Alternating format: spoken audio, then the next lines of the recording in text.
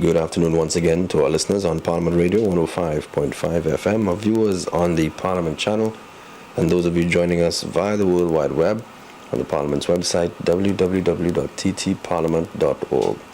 We are less than 1 minute away from 5 p.m. and the resumption of today's sitting of the House of Representatives. Taking place now, of course, is the budget debate with several members having entered the debate thus far. When the House broke for tea, the Minister of Energy and Energy Industries and the Member of Parliament for Brea was in the process of making her contribution, her maiden contribution, and we expect that she will continue when the House resumes. Let's take you over now to the Parliament chamber for the resumption. Honorable Deputy Speaker. We now return to the third sitting of the House in the first session of the 11th Parliament that takes place on Friday, October 9th, 2015.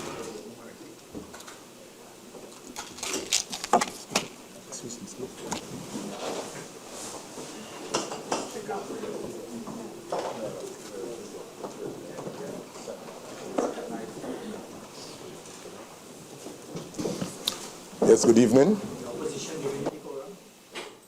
I recognize Minister of Energy, Member for Brea. Continue, please.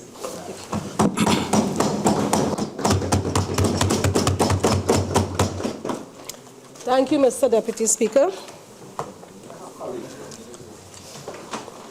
Mr. Deputy Speaker, the developments I have referred to in the ammonia sector of the industry hold significant portents for us in Trinidad and Tobago.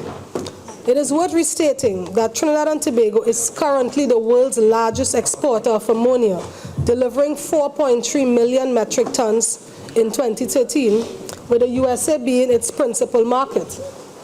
In 2014, there was a decline in U.S. imports of ammonia and urea.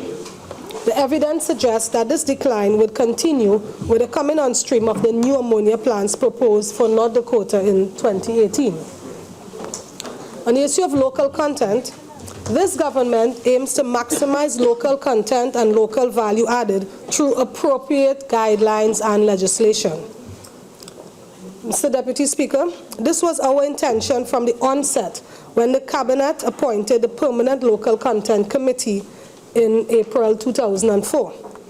That committee was given the responsibility to continually and closely monitor the various activities in the energy sector to ensure that as far as possible, all energy projects included opportunities for the development of the expertise of nationals and maximization of the level of local content and local participation. The Permanent Local Content Committee had as its first mandate the finalization of a policy document on local content and local participation with specific recommendations on the desired levels of local content to be obtained in the energy sector projects. The document was prepared, received approval from Cabinet, and launched in February 2006. This policy aimed to provide an incentive for investment by local companies in the oil and gas industry to develop the indigenous human resource base, to endow the country with high-quality technology, and generally to improve industrial capability in the country in a sustainable manner. Mr. Deputy Speaker, a number of tangible benefits were realized following the implementation of the local content policy provisions. In this regard, the fabrication yard established in my constituency at Brea stands out as a beacon of what could be achieved when national will, opportunity, and effort are all harnessed.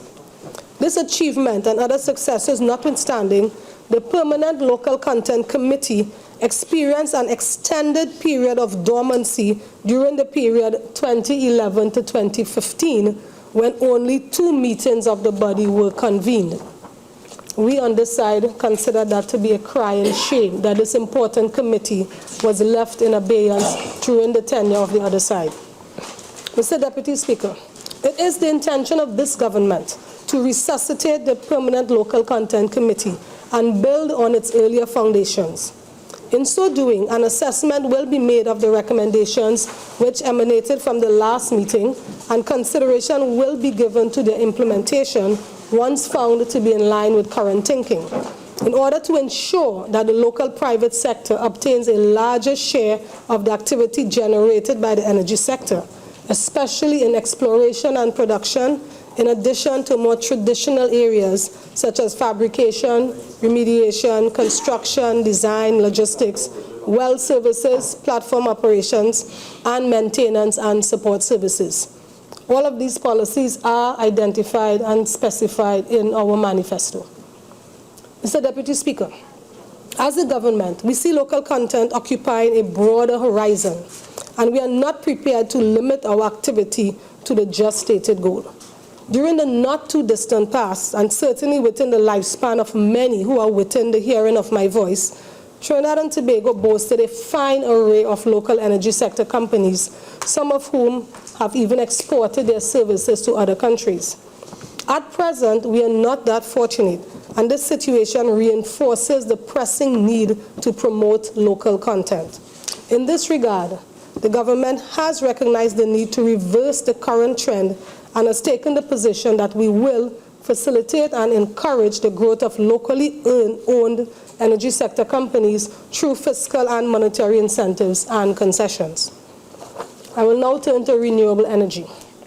Mr. Deputy Speaker, last year, against the backdrop of falling oil prices during the second half of 2014 and increasing global energy consumption, renewable energy continued to expand significantly in installed capacity and energy produced, especially in developing countries.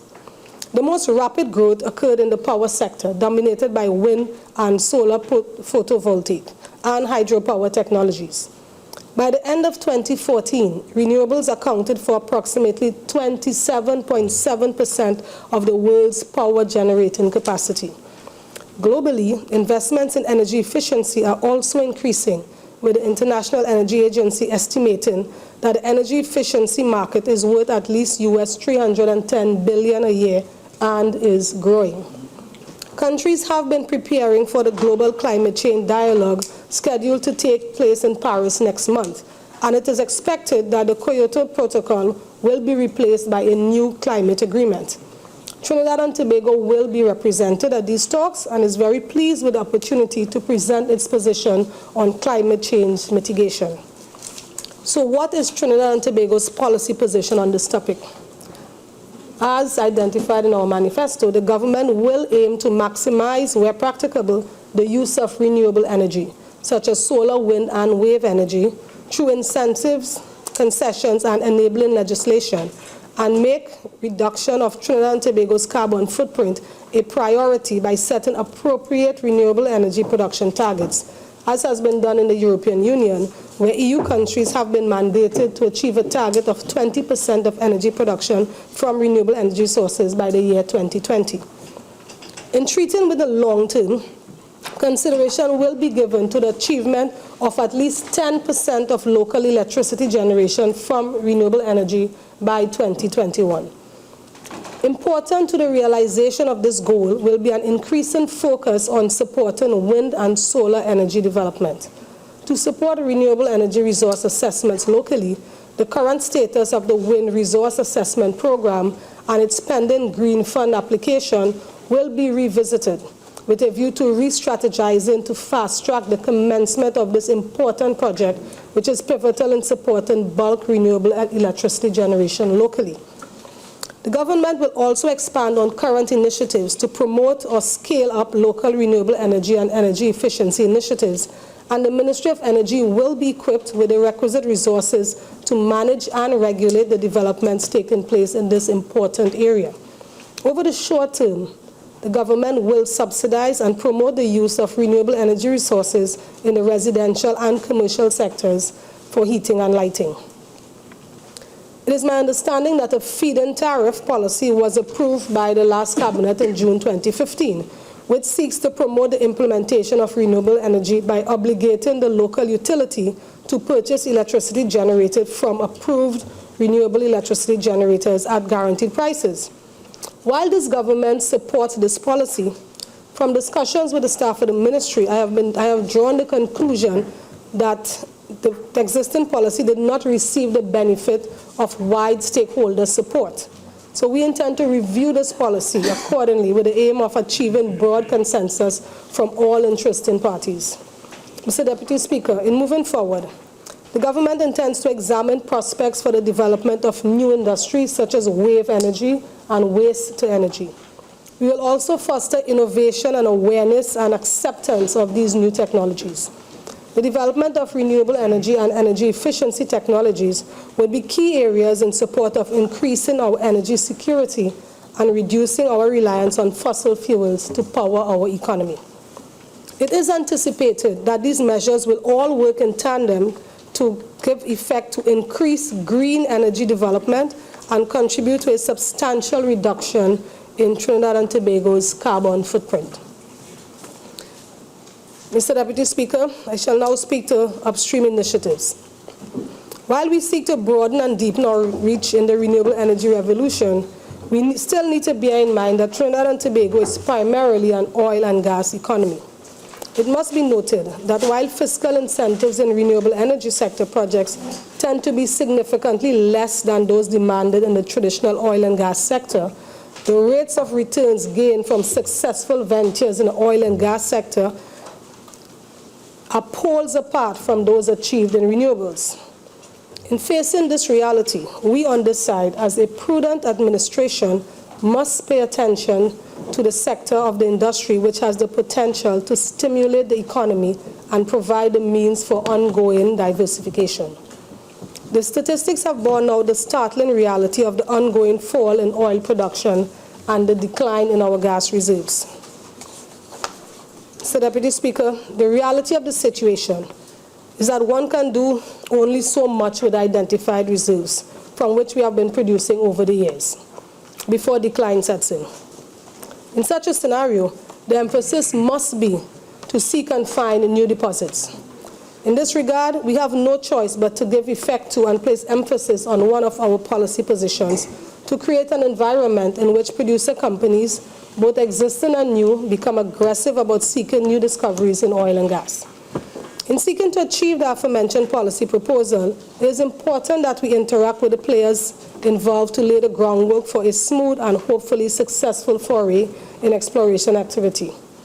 I want to emphasize at this point that it is with that goal in mind that we have stated quite forcefully in our manifesto that we will, upon assuming office, immediately commence open, transparent, and formal discussions with all players in the Trinidad and Tobago energy sector, upstream, midstream, and downstream, to achieve consensus on appropriate improvements to our oil and gas taxation regime, incentives, and gas pricing regime.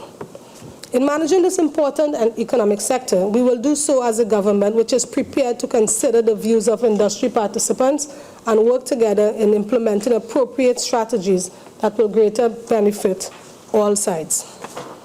So, Deputy Speaker, as a consequence to the foregoing policy initiative, we also propose to ensure that we have an attractive, competitive, and responsive fiscal and regulatory environment that will maximize recovery of our hydrocarbon resources and national income and put us back on a path to sustained growth in the sector.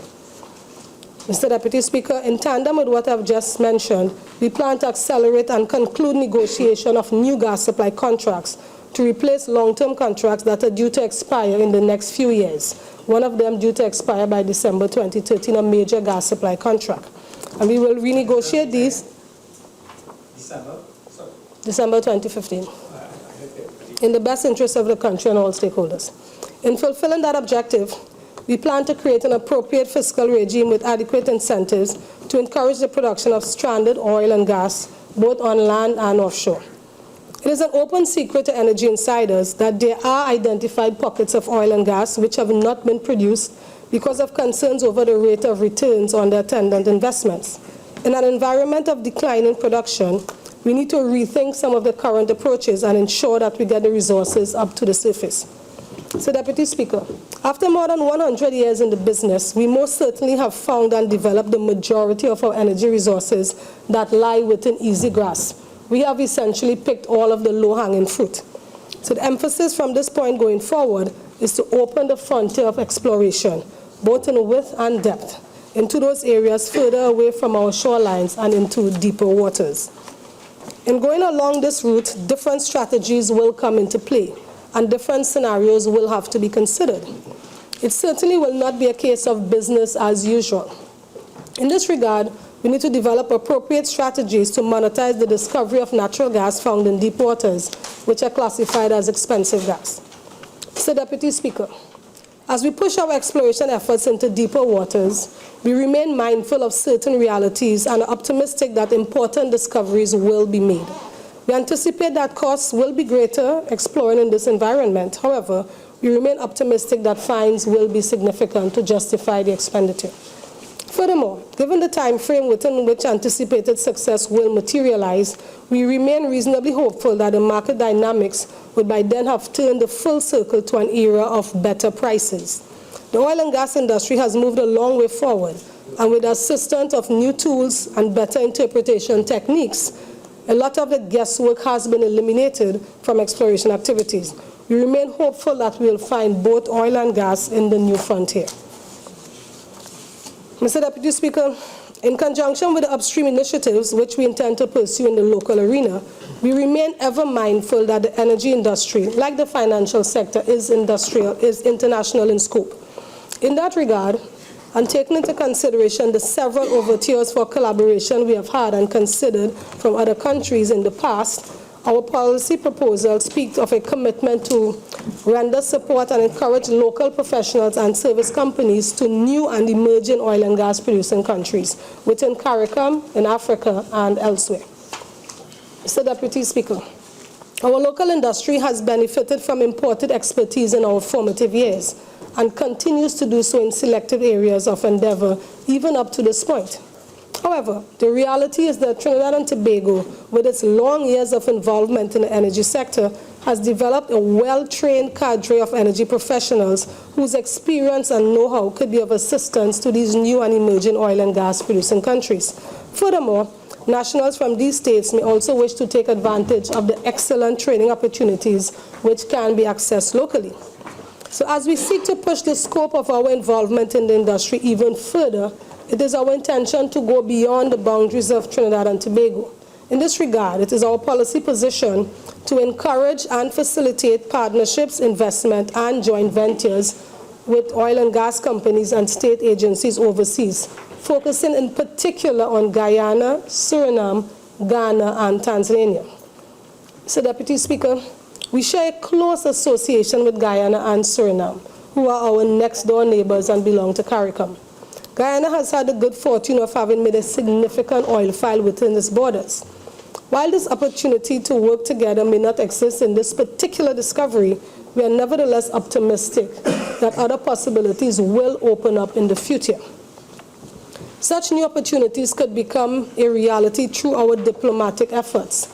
And towards this end, the government proposes to utilize the National Gas Company as the investment vehicle for new energy and hydrocarbon-based industries, both in Trinidad and Tobago and overseas.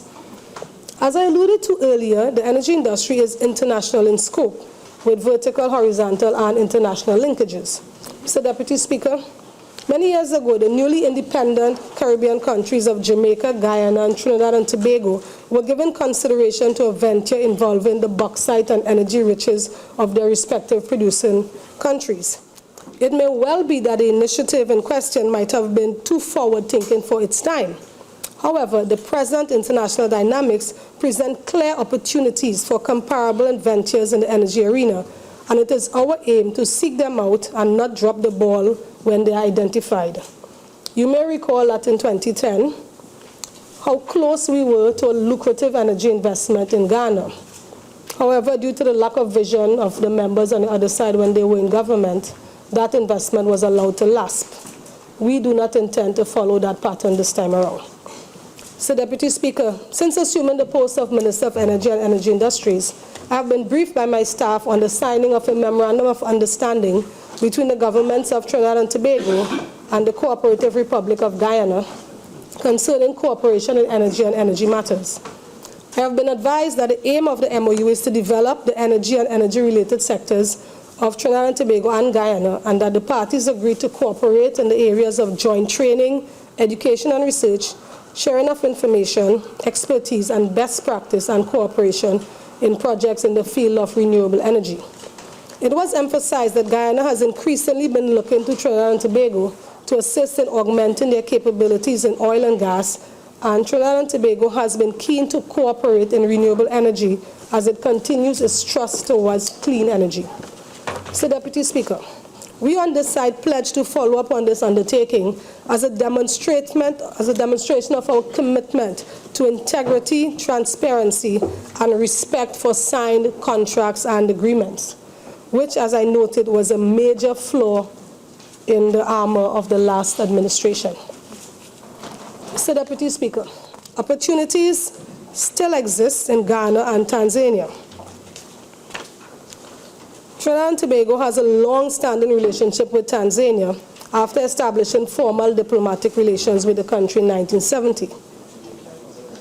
Official visits between the two countries have mainly taken the form of study tours, with the visiting country gaining knowledge and expertise from the host country. Tanzania has recognized Trinidad and Tobago's capability in the energy sector and has eagerly taken steps to learn from our wealth of knowledge. The government of Trinidad and Tobago has acknowledged this and endorsed the engagement with our Tanzanian counterparts on several occasions. It is to be noted that a delegation from Tanzania visited Trinidad and Tobago in 2012 on a study tour, while a delegation from Trinidad and Tobago participated in the 6th East African Petroleum Conference and Exhibition in Tanzania in 2013. One of the main objectives of sending a delegation to represent Trinidad and Tobago at the conference was the global promotion of Trinidad and Tobago's energy sector and services. The delegation was able to meet with ministers of energy and permanent secretaries of Kenya, Uganda, and Tanzania. Mr. Deputy Speaker, we intend to build on these initiatives as we try to extend the reach of our involvement in the energy sector beyond our shores. Mr. Deputy Speaker, on the issue of strategies for our future of our natural gas industry, we would be guided by the findings of the recently commissioned Trinidad and Tobago Natural Gas Master Plan. I need to emphasize at this point that based on my cursory look of the document, I have come to the conclusion that the master plan as completed seems to be traveling the same road we have advocated in our policy. However, we just need to do some tweaking in light of new developments that would have taken place after it was published. So we all realize that our gas resources are being depleted on a daily basis. Based on the last Ryder Scott audit report, Trinidad and Tobago could count on proved reserves of natural gas in a magnitude of 11.5 TCF. This situation raises issues relating to management of the resources and the optimum use to which it should be put, while at the same time getting the best economic return possible. In this situation, we need as one measure to maximize efficiency in the use of natural gas in the downstream sector. A second equally pressing measure which we need to implement side by side with the last is to ensure that the gas-intensive industries, such as petrochemicals and heavy industry, remain competitive and are encouraged to expand and modernize existing operations. Mr. Deputy Speaker, in taking those steps, we need to be reminded of two policy decisions I dealt with earlier, dealing with the need for producer companies to aggressively seek new discoveries of oil and gas, and the need to incentivize the production of stranded oil and gas. Mr. Deputy Speaker, the global energy industry has expanded exponentially since we had the good fortune of discovering oil and gas within our borders. We need to recognize and pay tribute to our nation's founding father, Dr. Eric Williams, and his then advisors for the vision they demonstrated in the development of the downstream sector. The decision to go downstream has paid huge dividends to the country. However, while we have remained at what is essentially first stage processing, the world has moved on, and countries are now enjoying benefits of having gone further down the value chain. In recognition of this situation, we need to make the informed decision to do what is necessary to get optimum value from our diminishing resources. As a consequence, we need to promote the development of new industries and innovation and foster awareness and acceptance of new technologies. So, Deputy Speaker, the development of the LNG industry in Trinidad and Tobago was a significant step in the evolution of the energy sector. After some years in the LNG business, there was a realization that Trinidad and Tobago was not getting an equitable share from the proceeds of the venture, given the current arrangements. So, Deputy Speaker, it should be noted that while there has been a measure of profitability in the industry, The sad reality is that a country should be earning much more from the industry than presently obtains. In this regard, it is our intention to develop strategies to counter the major difficulties which the LNG industry in Trinidad and Tobago now faces, including renegotiation of arrangements for a more equitable share of revenue for all players from the sale of LNG in our major markets. In a similar vein, Excuse, member for Labrie, your speaking time has expired. Do you wish to extend your time? I would like to have more time, please. Okay, you may proceed. Thank you all.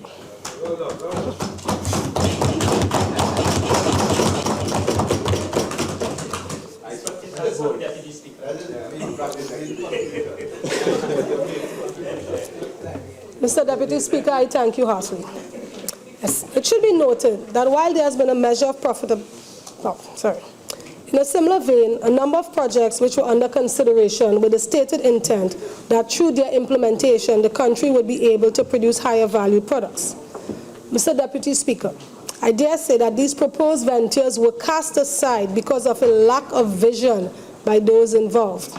It is hoped that even at this stage, it is not too late to recover the projects that have been abandoned with respect to downstream industries that are still relevant in order to provide the country with the basic building blocks for our manufacturing industry. Mr. Deputy Speaker, it is to be noted that arising out of the skewed thinking, Trinidad and Tobago's attractiveness as a place to do business would have fallen in the eyes of potential investors. It is a fact of life that once a country has received any negative tagging, it becomes difficult to regain ground. That notwithstanding, it is our policy position to make all efforts to restore Trinidad and Tobago's reputation as a preferred destination for investment in the energy sector.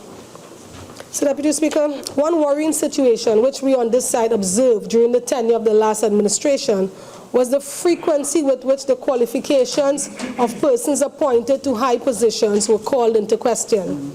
In this regard, it is alarming that the stated phenomenon seemed to extend across the spectrum in most of the government spheres of activity.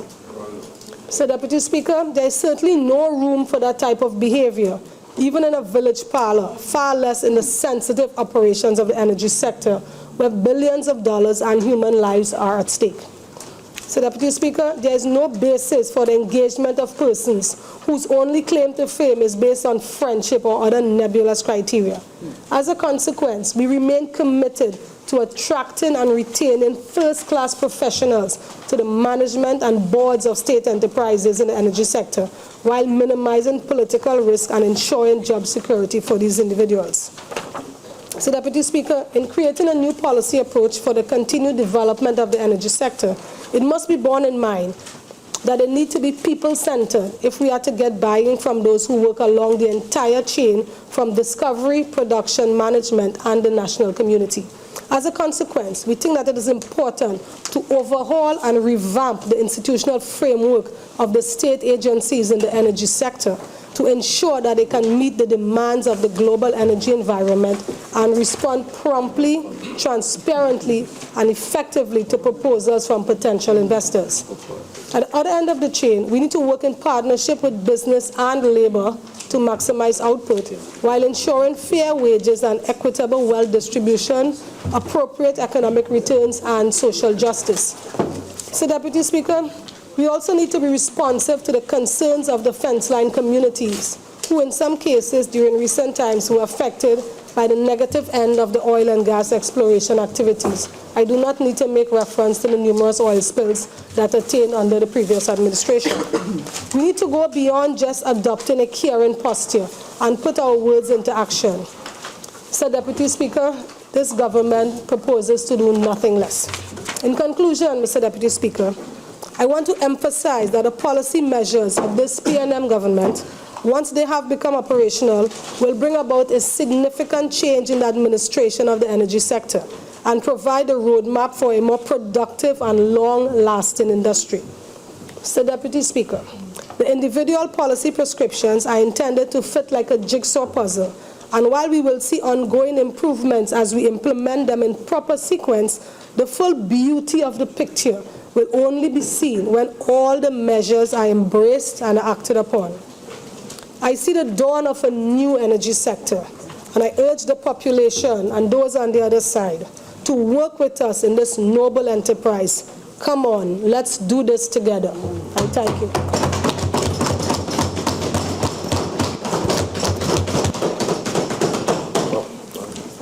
I recognize Dr. D, Member of Parliament for Pointe-a-Pierre.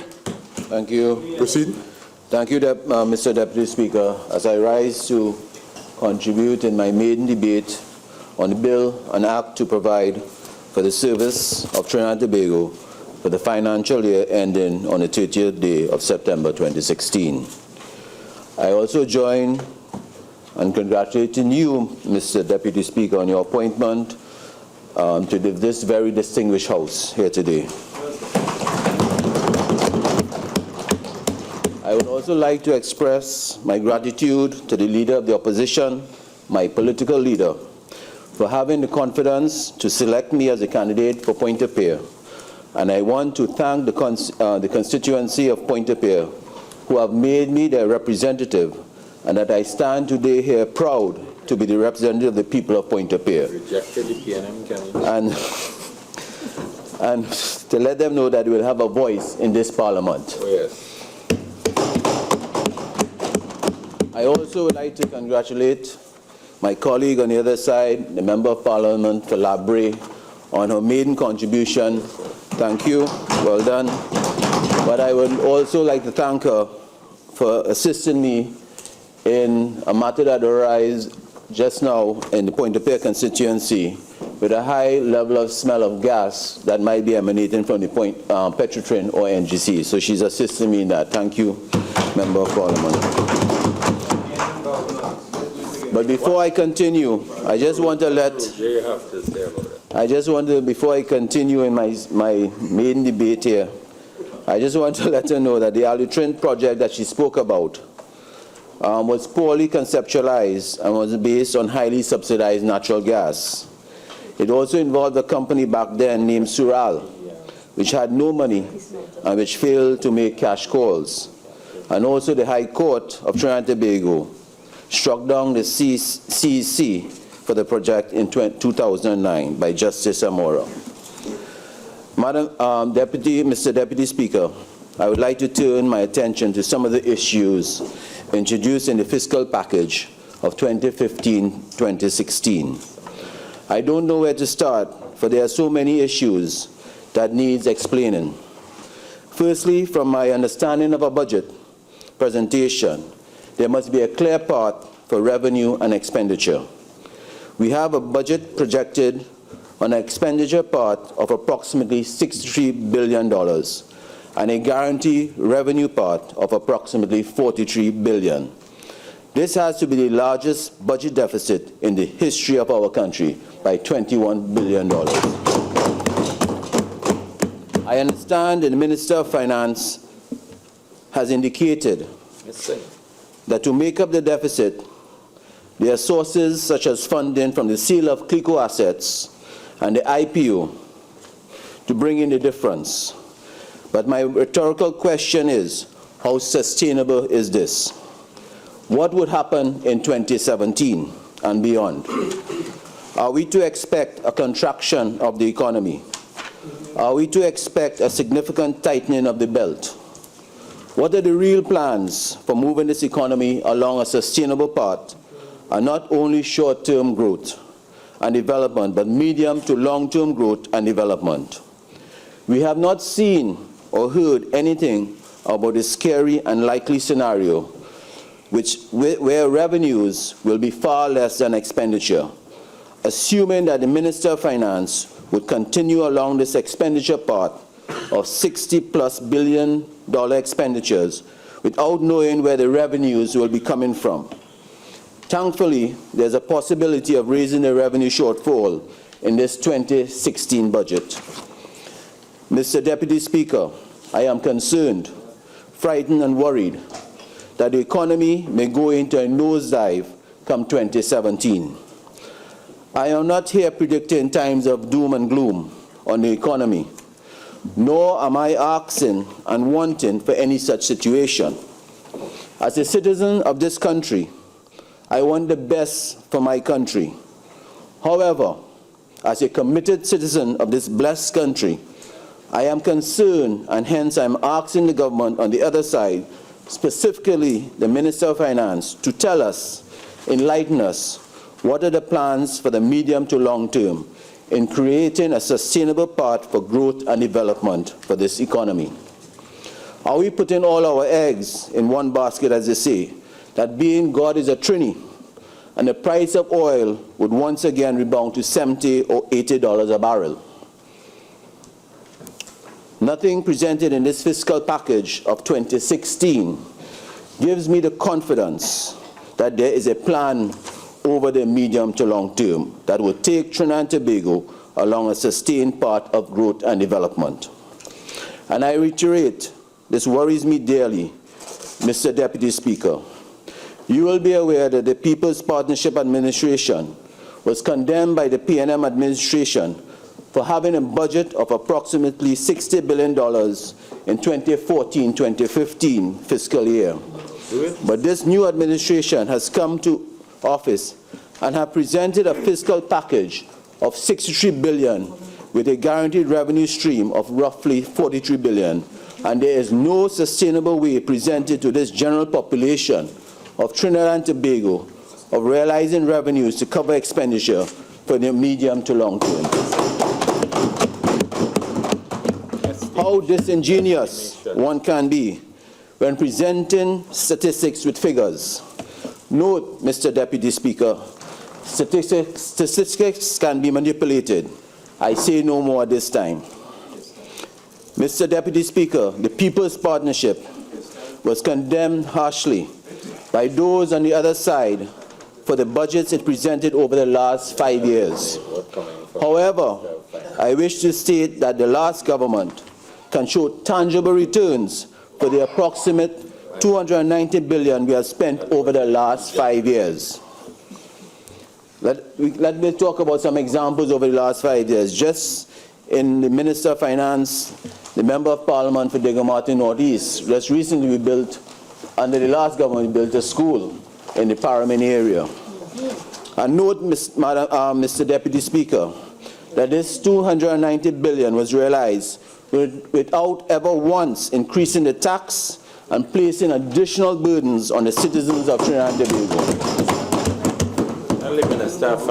I hope this is not a sign of things to come, where this new government will be running this economy on VUPs, VAPs, and Vike, and pulling figures from a hat, as opposed to doing sound economic research and making decisions based. Please, silence, please, please.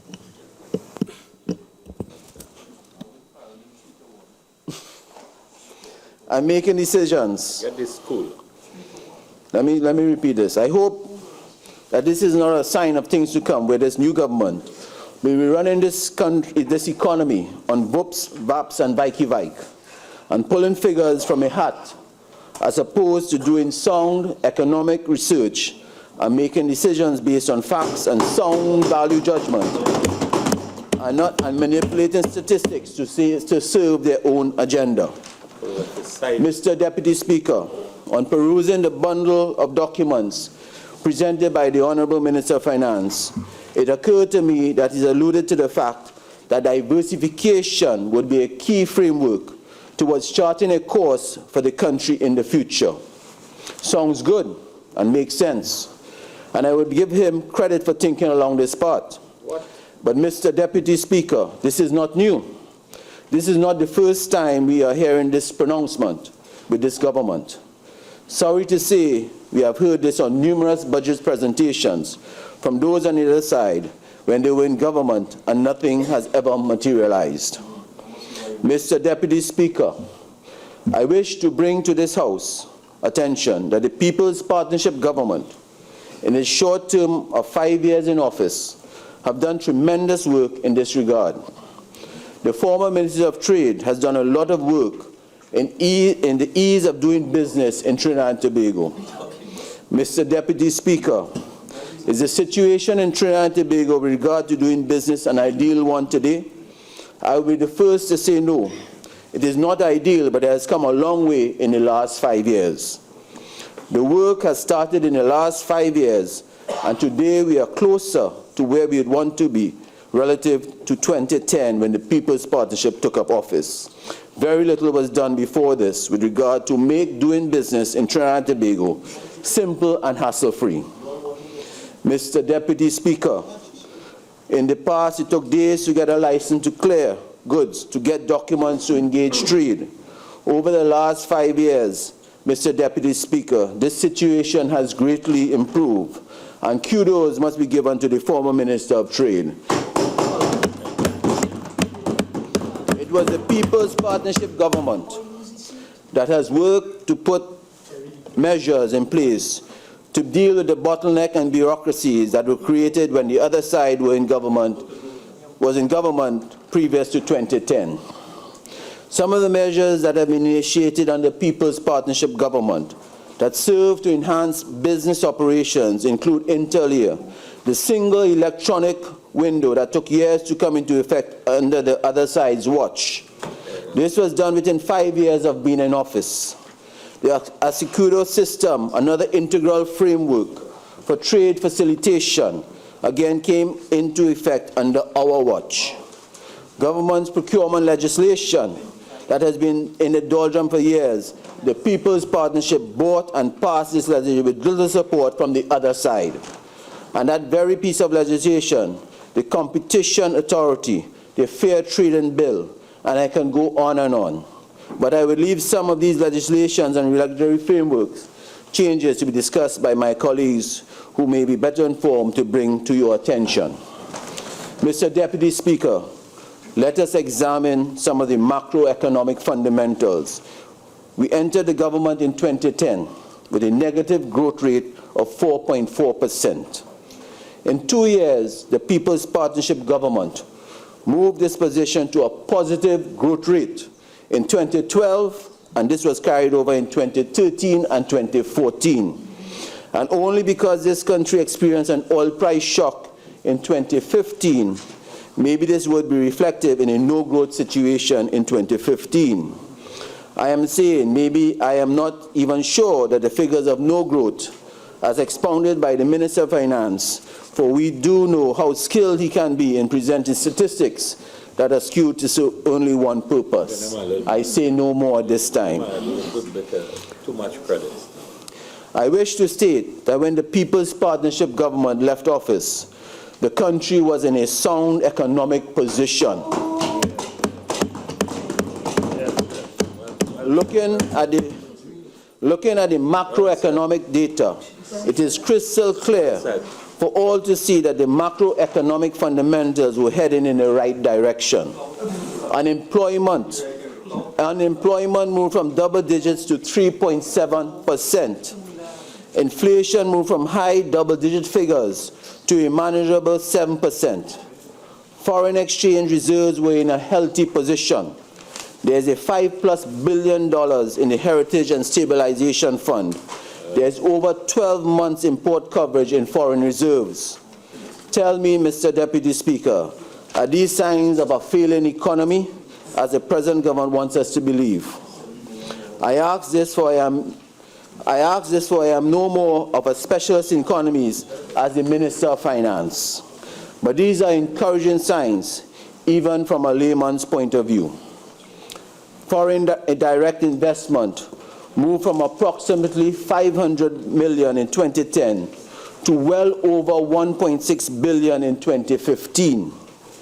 Now, how can this be deemed as an unstable environment engendered by the People's Partnership government, as the Minister of Finance wants the population to believe when he made such pronouncements of gloom and doom in his budget presentation? Investors are continuously being lured to our beautiful and stable economy over the last 5 years. I will keep my discussions to the non-energy sector. I will not get into the increased interest in the energy sector. I would leave that for other well-qualified and able persons on this side to speak on those issues. What I would say is that in the non-energy sector areas, what we have seen over the last 5 years is increased interest of business people wanting to come to our country to do business. For example, Mitsubishi, Domus, and Baron Foods, to name a few. This would not be possible if the People's Partnership Government was not operating with a level of efficiency and so creating an enabling environment to attract investors. As a businessman myself, I can say with some level of certainty, if not authority, no business person would want to go to a country where the economic risks are too great. To lure business people to your economy, there must be a stable government in place. That knew what it was doing. They knew what it was doing. Your macroeconomic fundamentals must be sound, and the risk of doing business must be minimal or at least very manageable. These sound policies, Mr. Deputy Speaker, is a state of affairs that the People's Partnership Government left in the hands of this new administration. Time will tell what they will do with it. It is early days yet. The honeymoon period, as they say, will soon run its course. Would we witness old wine in new bottles? Are we destined to see the same old P&M politics? Sad to say, but the 2016 fiscal package does not give us the confidence that the economy is going to grow from the positive rates the last government left it when they demitted office. I'm an eternal optimist normally, but I am not prepared to hold my breath for an upward trajectory. Coming back to the diversification discussions, what is there in the budget that can give the business community in Trinidad and Tobago the confidence that this new government is serious about diversification? And this time around, they will be doing much more than talking the talk. Rather, they are prepared to walk the walk. As a citizen, I really have to dig deep to eke out any hope of commitment to diversification from the budget. The budget speaks to diversification of the economy, and a proposal is placed for building, and I quote, a robust maritime economy. Mr. Deputy Speaker, this is the best that the other side can talk about diversification. How long would this take to materialize? We have a striving business community. The only true and proven option for diversification that has been neglected over the years when your administration was in power. The People's Partnership has worked with the manufacturing sector and has taken it to a good position. They are on the verge of spreading their wings to becoming internationally competitive. Mr. Deputy Speaker, my fear is that the same treatment of neglect will be dealt out to the non-energy business as was done in the past by this P&M administration. To neglect or fail to give to this vital sector will take it down a precipice that may be too steep to recover in the near future. Mr. Deputy Speaker, as I alluded to the above, the non-energy manufacturing base is already established, and I am confident that it has the capacity to produce further champion firms, for it has already produced a number of champions. For example, Angostura, SM Jalil, Bermuda's group of companies. The last administration has started the work to find new markets for manufacturing industries in the country, and it appears that this new government is short of ideas, for it did not realize that this initiative was started already. Minister of Finance, in his 2016 fiscal measures, had mentioned an initiative that had already taken place. The last ambassador for CARICOM Trade under the People's Partnership, the Honorable Mervyn Assam, has led a team that successfully negotiated 3 partial scope agreements with Central American countries, Panama, Guatemala, and El Salvador.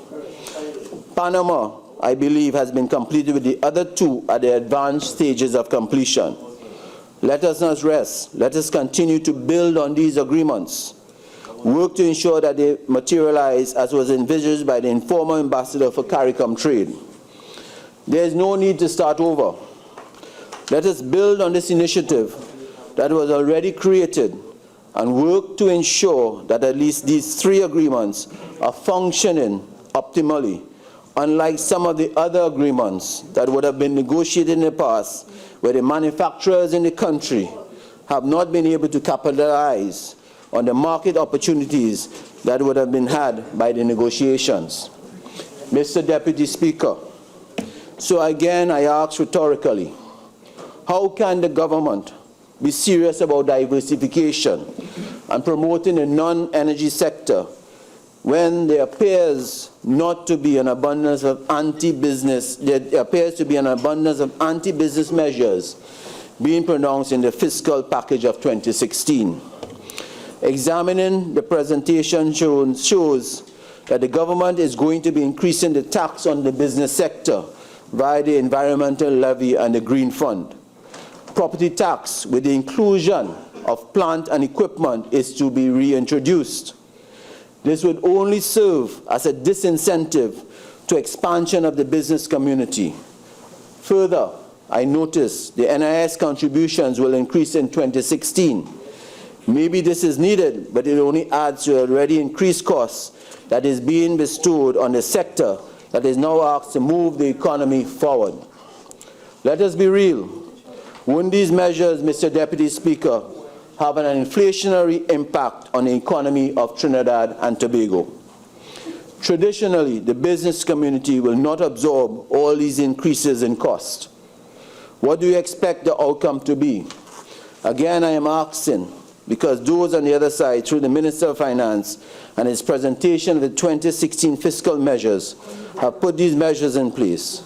I reiterate, the People's Partnership government left office with the inflation rate at a more manageable level, a much more favorable position compared to what it met when it assumed office in 2010.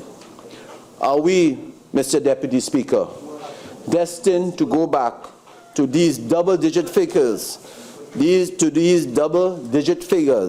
last PNM administration seems to favor?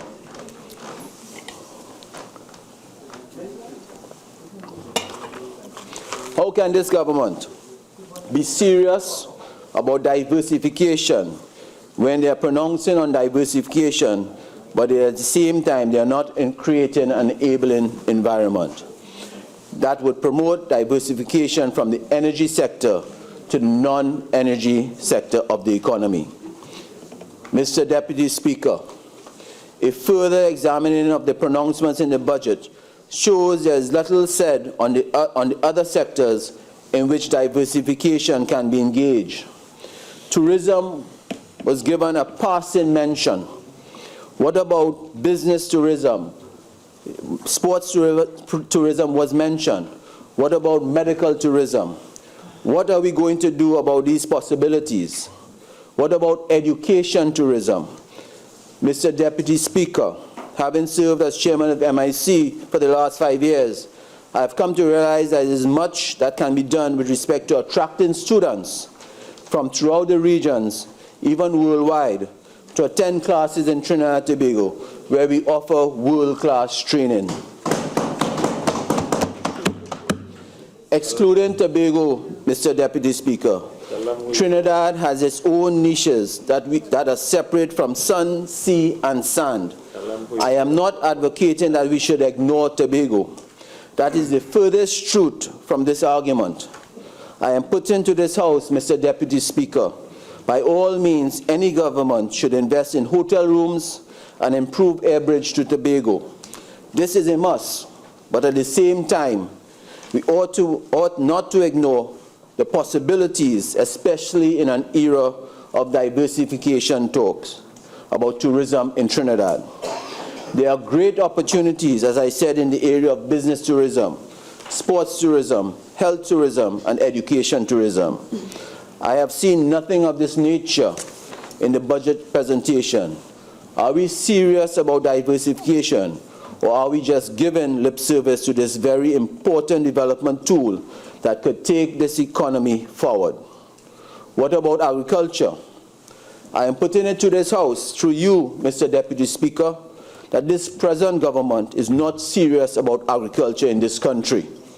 After all, they were the ones that disseminated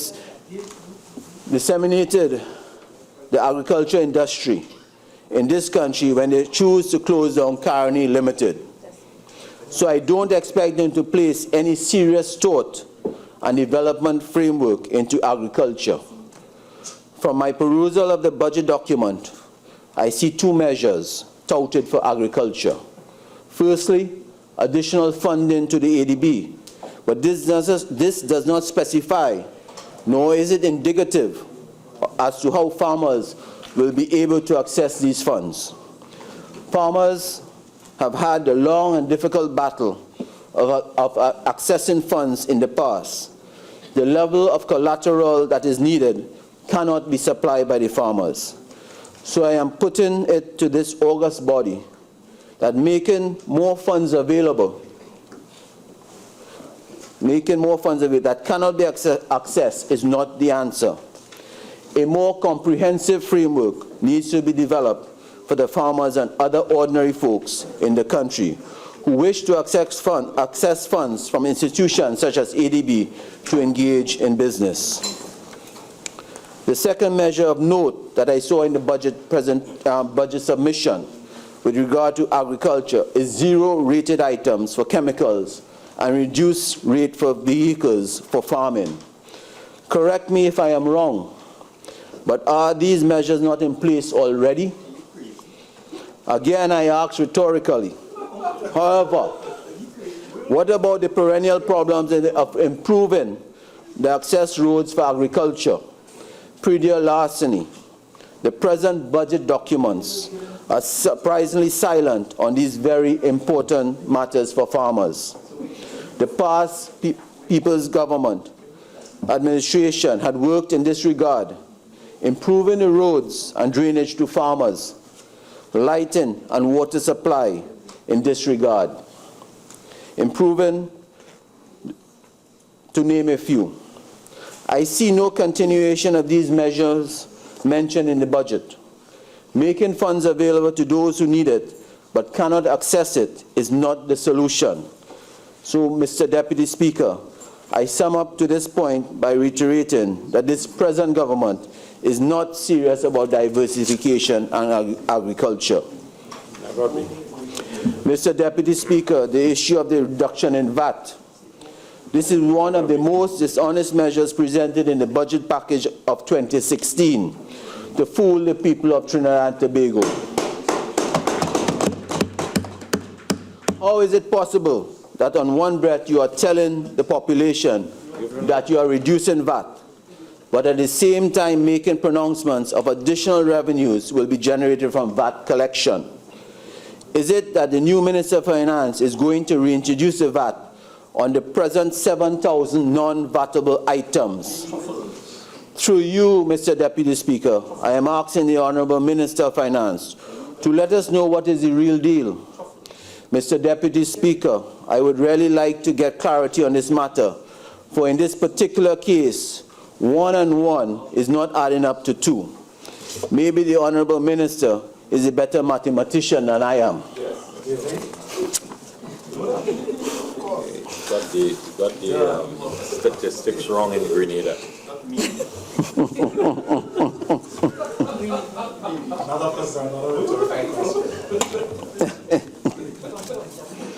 Oh, Lord. Mr. Deputy Speaker, I want to spend a little time on talking about the OJT increase in relation to the labor movement. Mr. Deputy Speaker, when the price of oil was higher, our government gave an increase to these OJTs. Today, the current minister is proposing a 20% increase to these OJTs. I am very happy for them. Very happy there.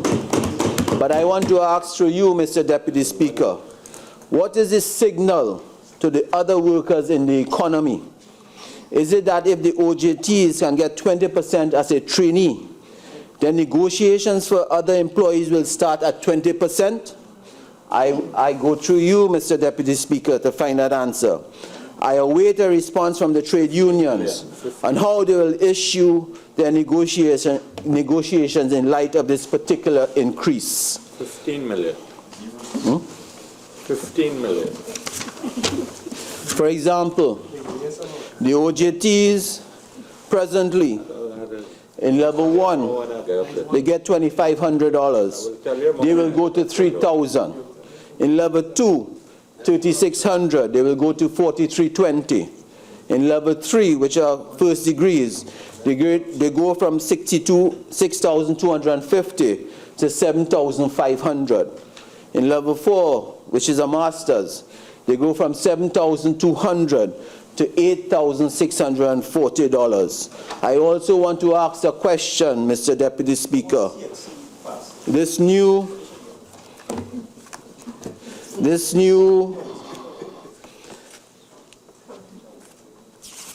position of graduate trainees under this new administration, I ask, why are they not going through the OJT system? Why are they being paid, I think, more than the OJT people? I ask that question, Mr. Deputy Speaker.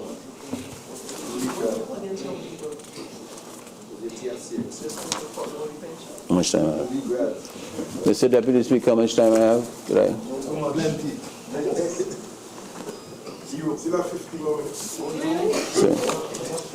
Very good. Very good. Continue. Let me hold the extension. Nice, strong man. Can't tolerate the depth of the argument. Proceed, Member of Parliament. Thank you, Mr. Deputy Speaker. Yeah.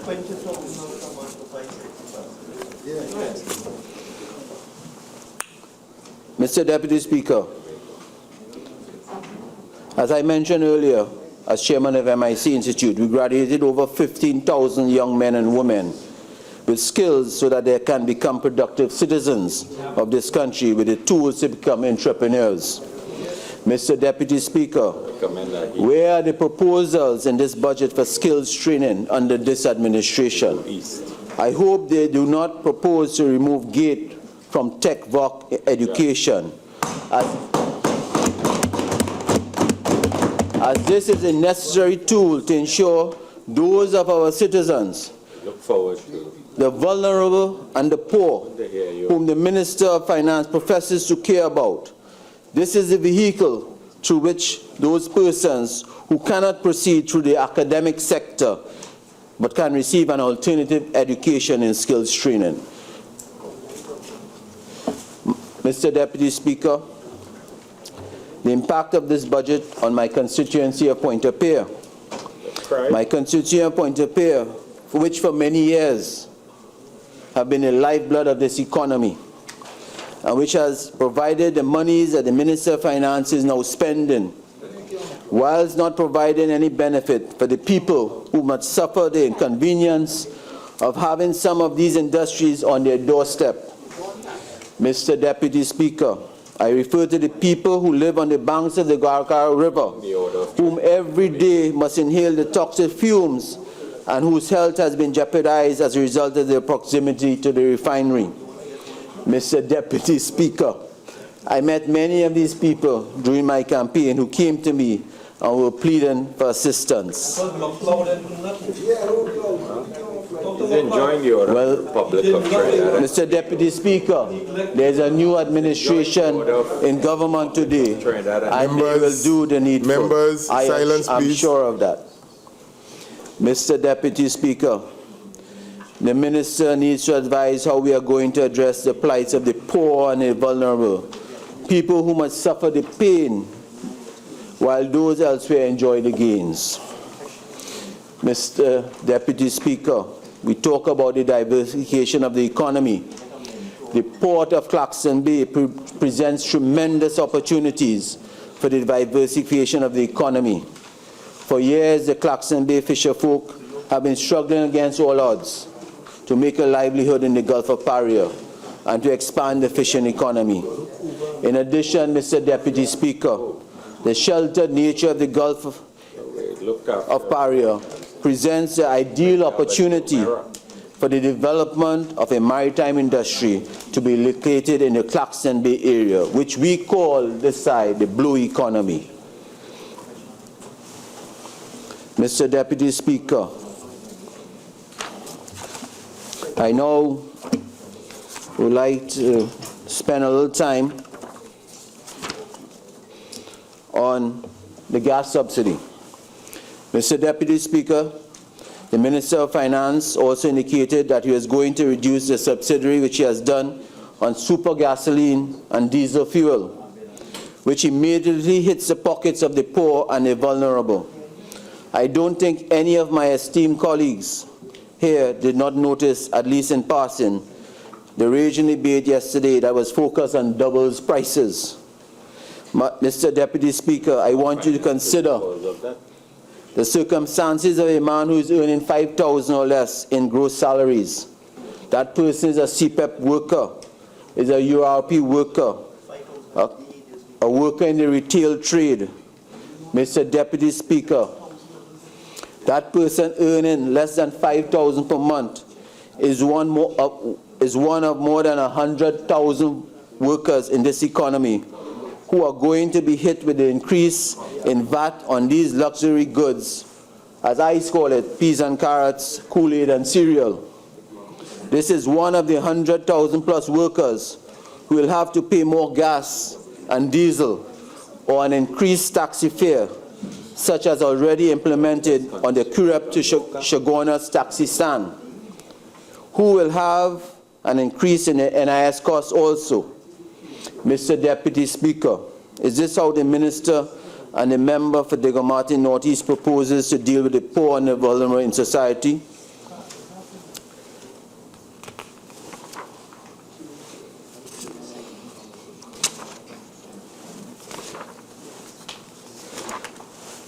Mr. Deputy Speaker, I think I'm winding up now, you know. Huh? Mr. Deputy Speaker, I have said much in my debate. I'm a man whose contributions get straight to the point. And I want, one second. Yeah, sorry. And in conclusion, as I wind up, during the Minister of Finance presentations and over the years, the Minister has presented himself as an expert on all matters of subjects. And his budget presentation on Monday, he again presented as an expert in economics. The reality is, Mr. Deputy Speaker, on this occasion, the Honorable Minister has simply been economical with the truth. Mr. Deputy Speaker, I thank you.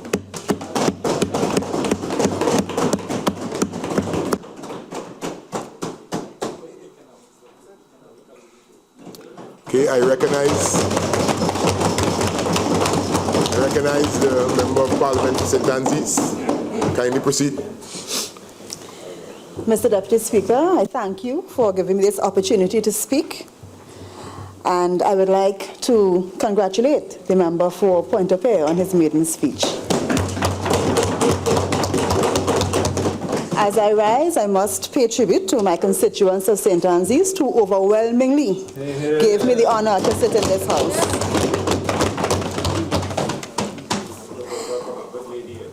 So as I rise to contribute on this debate on the national budget for the fiscal year 2016,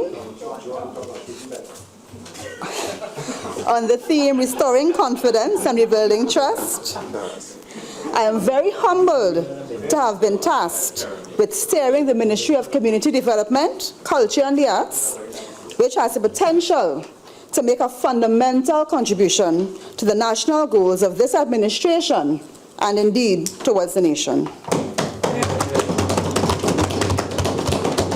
Madam Speaker, Mr. Deputy Speaker, we have just come through a long and arduous election period, culminating, of course, in the decisive and convincing victory of September the 7th by the People's National Movement.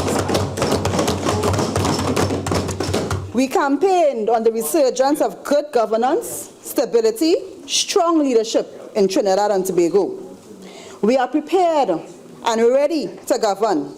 The fact that we have been able to produce such an excellent budget in just 3 weeks is evidence of this indisputable fact.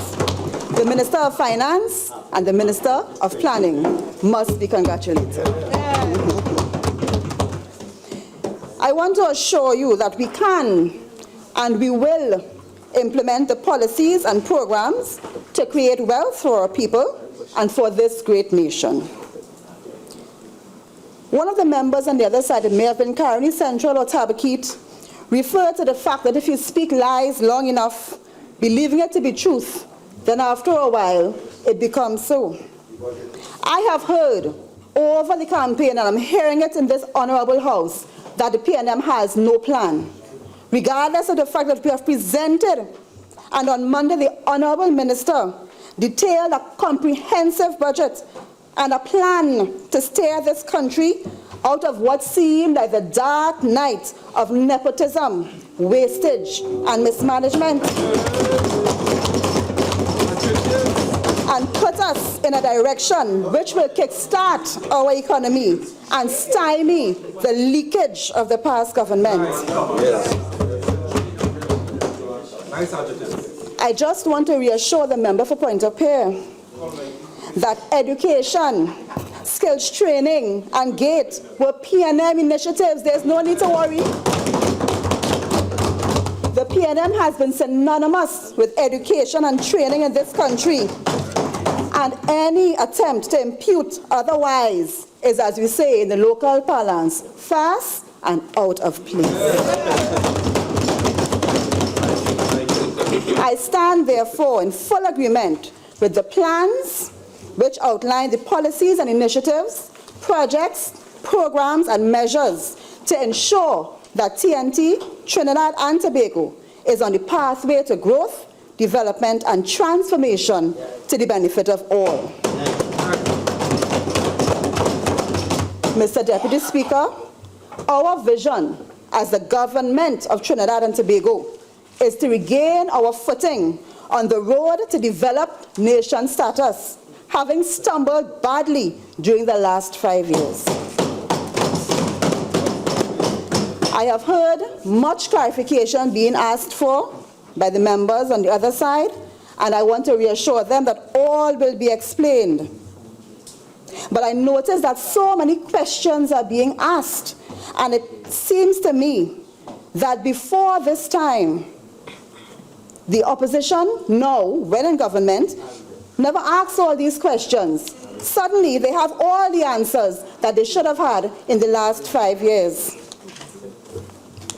I want, before going on, to acknowledge the leadership and the vision and foresight of our Honorable Prime Minister, Dr. Keith Christopher Rowley, in taking the responsibility for selecting young professionals such as myself and many others on this side. Like me.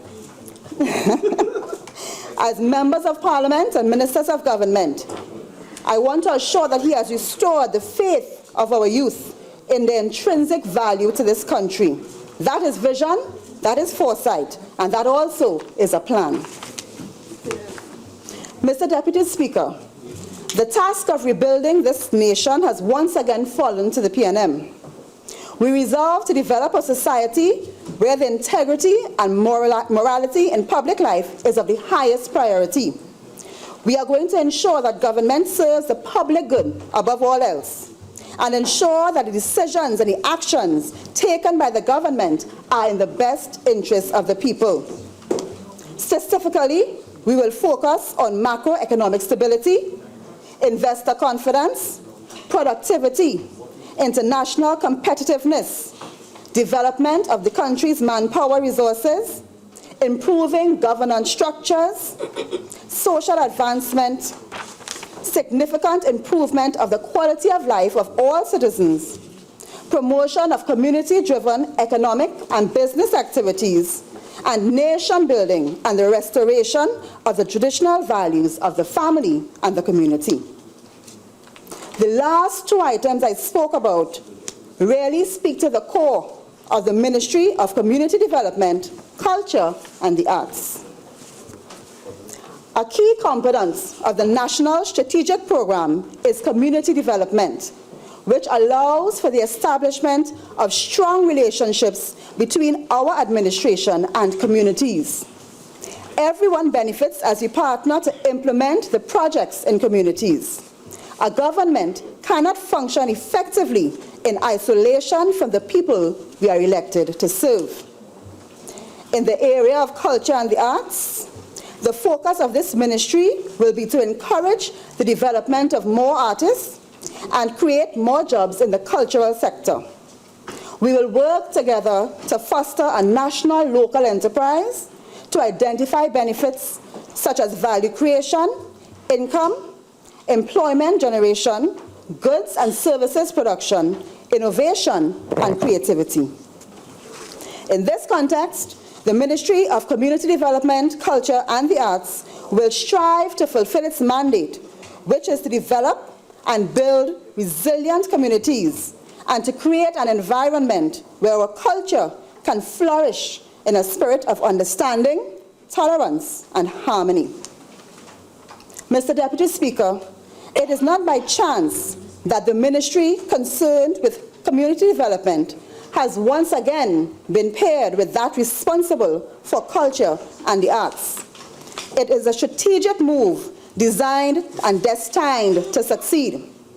If I may say, Mr. Deputy Speaker, it was mind-boggling that these critical ministries were separated in the first place. But we are back together again because we are stronger together. Traditionally, and it has not changed, culture is considered the unifying force of the peoples of Trinidad and Tobago. As we can all testify, at carnival time, every creed and race truly finds an equal place. We all sing in unison, I'm a Trini, yes, we are all proud Trinbagonians at that time. Culture brings out our national pride like nothing else can. And this is a time where we need national pride like we never needed it before. We must return to a place where nationalism is on the front burner. The Ministry of Community Development, Arts and Culture has a special mission, and that is to guard the soul of this nation. As a multicultural society, our ancestors all came here from different lands with their own indigenous cultures, their disparate ways of life. Over the years, we have maintained our individuality, but have forged a unique culture that is distinctly Trinbagonian. That is what we must guard. We cannot, as a people, focus on the separation of our cultures and expect to bind together as a nation. Our history has proven this. We must be of one mind, and that mind must be focused on our contribution to our communities and this nation, not the one from which our ancestors originated.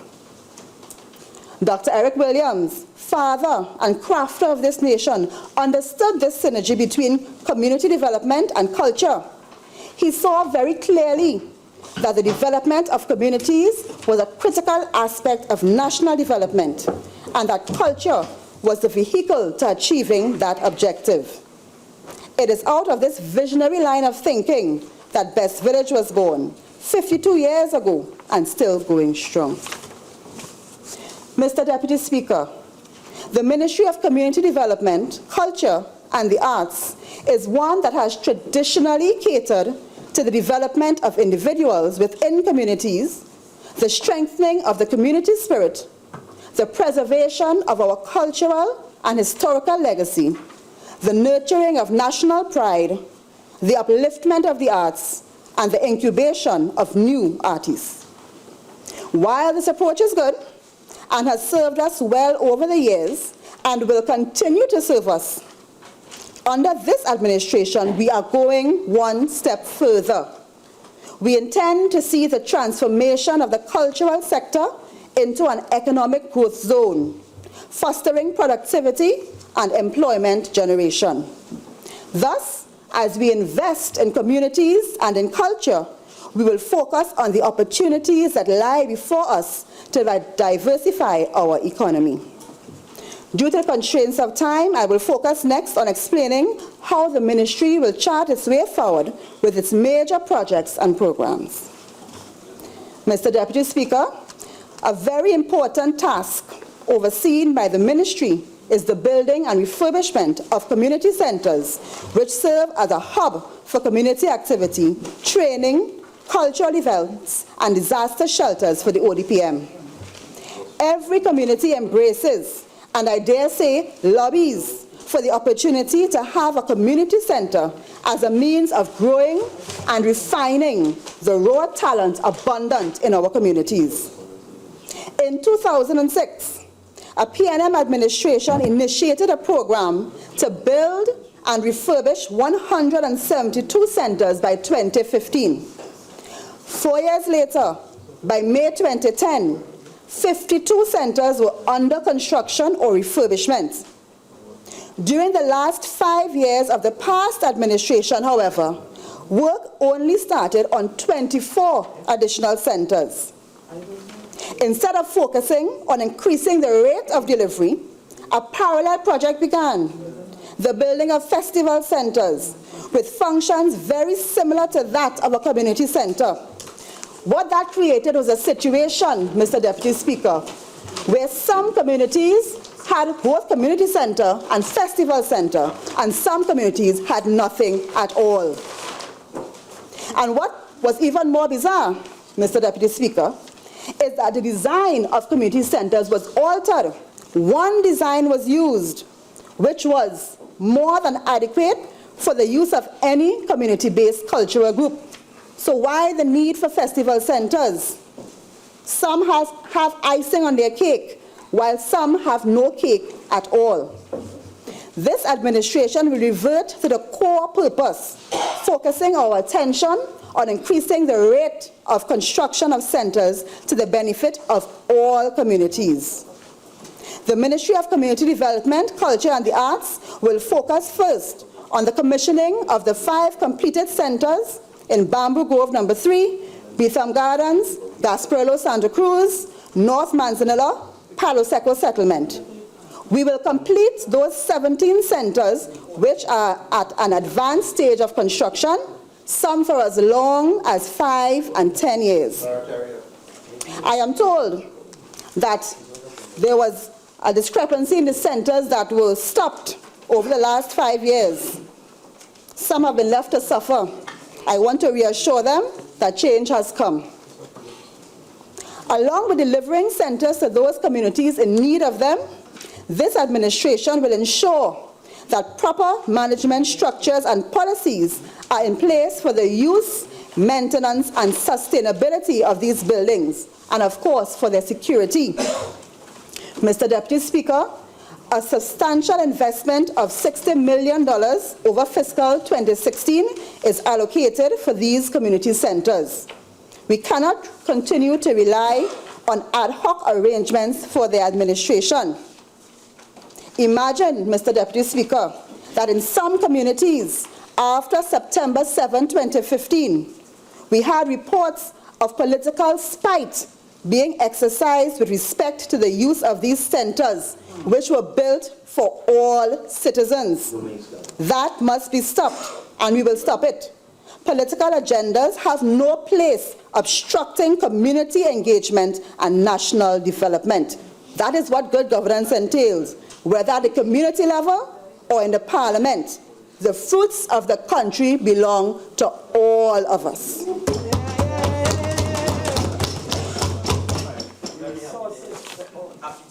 Mr. Deputy Speaker, I would now like to address the role of the Ministry of Community Development, Culture and the Arts in providing funding for community, national and religious plans, functions, programs, and initiatives. The government of Trinidad and Tobago supports and partners with both individuals and organizations which seek to promote culture, alleviate poverty within communities, and contribute to community development and nation building. This, in no small way, contributes to the rich and diverse cultural environment which we have developed throughout our 53 years as an independent nation. One such program is the Community Action for Revival and Empowerment, CARE, which provides priority funding for human development activities.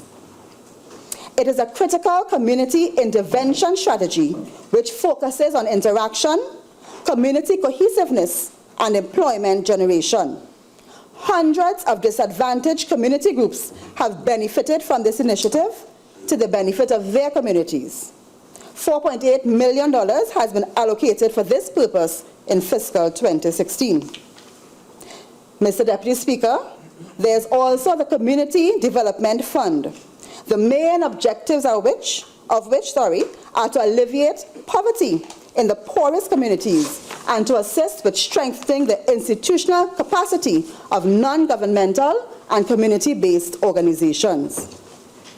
The focus of the Community Development Fund is to continue to assist in the delivery of social services and infrastructure to low-income and most disadvantaged sections of the population using NGOs and CBOs. These objectives are achieved through programs which provide one-off and seed funding, as well as small grants, funding for projects aimed at reducing poverty, funds to assist with partnership with private or public sector agencies, and funds for special initiatives of a religious, social, or cultural nature. Also provided for is the institutional strengthening and capacity building of community organizations and agencies involved in poverty alleviation. The component programs of the CDF are the Basket of Funding Program, the Community Enhancement and Regeneration Program, the Organizational Development Program, and the Community Volunteer and Apprenticeship Program. Mr. Deputy Speaker, the Ministry of Community Development, Culture and the Arts also provides funding for national and community cultural events, along with religious holidays and celebrations. This stems from the desire to harness our people's rich diversity while forging a national identity. This ministry is an advocate for the promotion of patriotism, nationalism, and inclusion.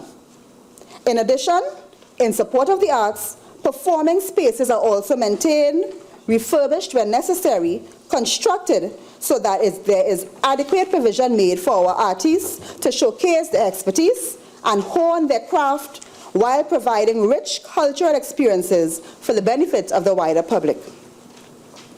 When we consider the total estimated allocation to the ministry for fiscal 2016, $611,793,326, approximately $405 million, or 66%, is allocated for transfers which support human development within our communities, promote development of the creative arts, preserve our cultural heritage, and support our country's culture. That is a significant amount, Mr. Deputy Speaker. And under these circumstances, it is critical that a strong policy for grants and subventions is developed for the guidance of the entire ministry, adopted and adhered to. This will provide for effective and efficient administration of projects, and it will increase the level of accountability and transparency, along with the sense of fair play associated with the grants project. Mr. Deputy Speaker, it has come to my attention that under the tenure of the previous administration, no such policy was approved nor generally adhered to. The situation existed where a minister wielded ultimate control over the disbursement of public money. And when one examines the pattern of funding approved at that time, it makes the case for accountability even stronger. I will give a quick example, Mr. Deputy Speaker. In fiscal 2015, for one particular event, This country foot the bill for the participation of just 4 artists in a foreign music festival to the tune of more than $800,000. No. Yes. In 2014, a private promotions company, a private enterprise, received assistance for their events of over $1 million taxpayers' dollars. In fact, due to the unstructured pattern of funding in fiscal 2015, by February, just 5 months into the financial year, approximately $30 million was exhausted. No further funding was available from the then Ministry of Arts and Multiculturalism. No process, no accountability. Some were of the view that the government's position had moved away from extending support for culture to the encouragement of dependency. The development of and adherence to a grants policy, Mr. Deputy Speaker, is critical and urgent. We cannot afford the hemorrhage of taxpayers' money to ever happen again in this way. Mr. Deputy Speaker, I now turn to a flagship program, the longest running in the ministry. This is the Prime Minister's Best Village Trophy Competition. Mr. Deputy Speaker, this is an annual developmental program with a competitive element. Its overall purpose is to discover and develop latent talent and preserve the cultural traditions of our communities. This program provides an opportunity for communities to develop a sense of self-worth and national pride and to build community spirit and cohesion through healthy competition and social interactions. This program includes Village Olympics, Clean and Beautify, Handicraft, La Reine Rêvée, which is probably the best known aspect of it, folk theatre, folk presentation, village chat, and traditions of carnival.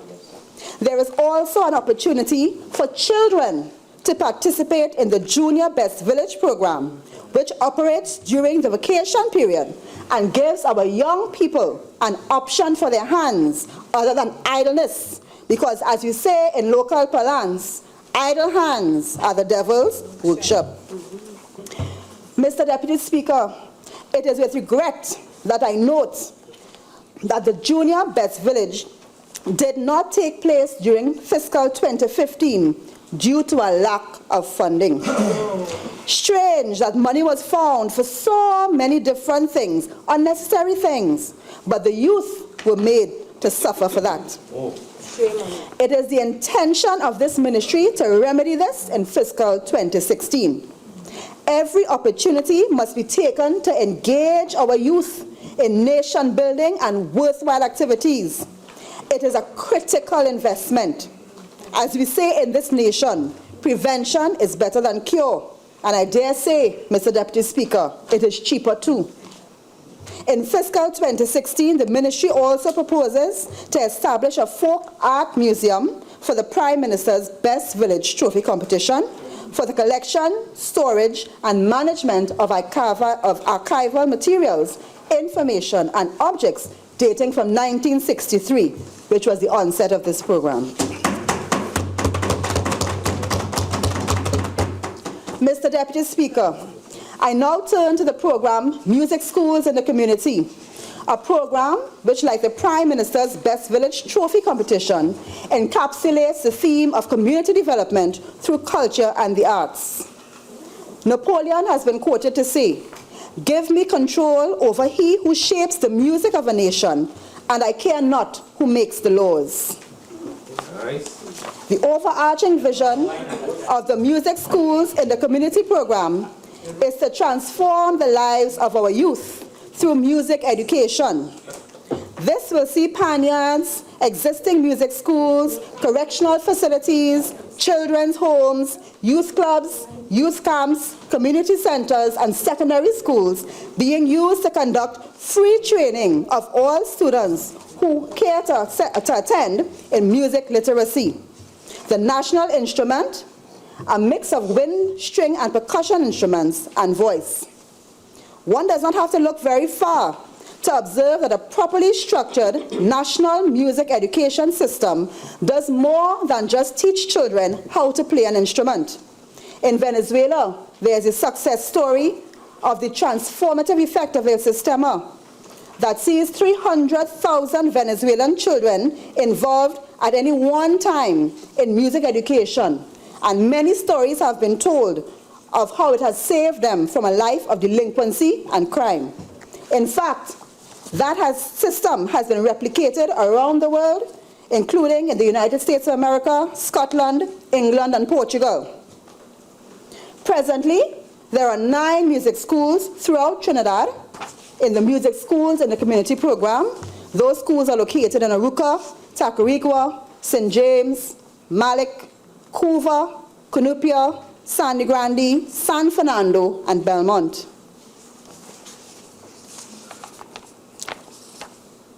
This program has already been observed to have a transformational effect on the young participants and their families. Studies are presently being done to document this. The ministry intends to increase the number of communities which will benefit from this initiative from 9 to 20 in fiscal 2016 at a cost of $9 million. Mr. Deputy Speaker, permit me to discuss the way forward for Carnival, the greatest show on earth. Our Carnival is one of the country's signature events. It spans culture, art, music, and tourism. Carnival has immense value, both culturally and financially. Mr. Deputy Speaker, I submit that the time has come to move away from the Carnival as a bacchanal mentality with respect to its organization and financial aspects.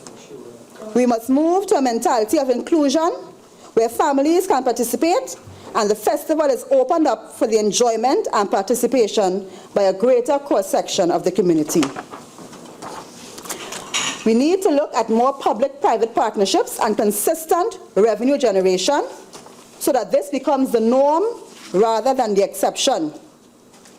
Mr. Deputy Speaker, there are examples of festivals throughout the world which mirror or originated from the Trinidad and Tobago Carnival that provide consistent revenue for their countries. According to the London Development Agency, Notting Hill Carnival contributes up to £93 million, approximately 930 million TT dollars, to the city's coffers every year, and provides permanent employment for 3,000 persons, demonstrating that Carnival can be a viable, positive revenue earner.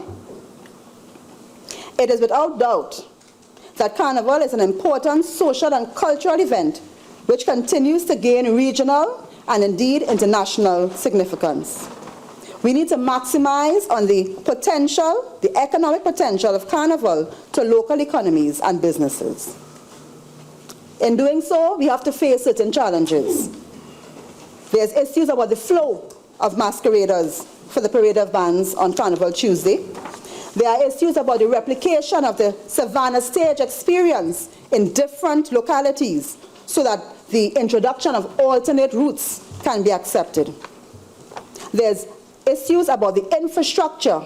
How can we work together to ensure that Carnival has a suitable, workable, and proud home? These are just a snapshot of the issues that the ministry, along with stakeholders, will attempt to address in fiscal 2016. There are many other projects under the Ministry of Community Development, Culture and the Arts, but time does not permit us to discuss those. So at this time, Deputy Speaker, I would like to address the effect of the budget so excellently presented and conceptualized on my constituents of St. Anne's East. The programs outlined in the 2016 budget motivate me, as I'm certain they will contribute to the rebuilding, restoration, and the development of all the constituencies in the country and St. Anne's East in particular. My constituents have felt the full brunt of discrimination, waste, and inequality of the last 5 years, particularly in the allocation of resources. In short, Mr. Deputy Speaker, It seems that the people were neglected because they did not support the government in power. It is with hope and anticipation that the constituents of St. Anne's East look forward to equality, fair distribution of resources, and the end of nepotism and cronyism. Mr. Deputy Speaker, the previous administration bandied and boasted about water for all, like a badge of honor. And yet at the same time, St. Anne's East suffered with an irregular and inconsistent water supply that they had never experienced before. I can safely say that water for all was really and truly water for some. And it wasn't the areas of Maracas Valley, La Pastora, Susulans, Old Road, Lacano. These residents can bear me out on that. Residents left with dry taps for days as their main supply through no fault of their own. The time has come to rebuild and restore trust and confidence in the provision of water supply to all communities. Mr. Deputy Speaker, in addition to that situation, there has been a clear breach of procedure and broken promises with respect to the past CPEP and URP programs. Our experience in St. Anne's East has been ghost gangs, rampant criminality, resulting in the neglect of the services necessary to the community, the services which we all deserve. This level of disrespect, disservice, and waste must come to an end. We want box drains too. We want our roads maintained and our environment beautified. Mr. Deputy Speaker, I want to say that the constituents of St. Anne's East look forward to the restoration of the Maracas Bay facility. Heartened to see that we have been allocated money for that under this budget. We look forward to the agriculture being restored in our community, and we look forward to the young professionals in agriculture development and mentoring program, which will help our young farmers in Quarry Road, Febo Village, La Pastora, to be able to take advantage of their agricultural tendencies. Emerging farmers also look forward to the exemption package offered, which will go a long way in aiding the success of their endeavors. We look forward to the skills development.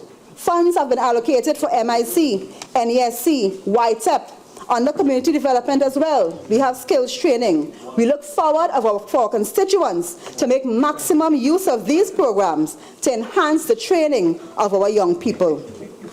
We look forward to the Gatekeepers Project, which will take a proactive approach to curbing negative behaviors of the young males in our community.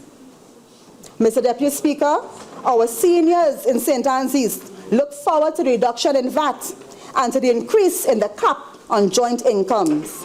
A significant proportion of them will finally receive the extra allocation promised to them and so cavalierly brushed aside by the past administration. Mr. Deputy Speaker, our young graduates say thank you for recognizing their plight and offering relief in the salaries of the OJT program. Yes. And they look forward to further opportunities to gain experience in the graduate recruitment program. Mr. Deputy Speaker, our youth look forward to the boost in arts and culture in their communities. They also say thank you. This is truly a budget of hope at a time where we need it the most, and the constituents of St. Anne's East are grateful. Mr. Deputy Speaker, this is a critical time in the history of our country based on the position in which we have been left by the previous administration. No matter how they deny it, they didn't fool us, and on September 7th, they didn't fool the country, and they are not fooling us now. The people have spoken and have categorically chosen this government, the PNM government, to assist in charting the way forward. I want to thank the Prime Minister, Dr. Keith Rowley, and the people of Trinidad and Tobago for the opportunity to serve. The road ahead will be challenging, but with faith in God, patience, and humility, together we can restore confidence and rebuild trust. We will do this together. Mr. Deputy Speaker, I thank you.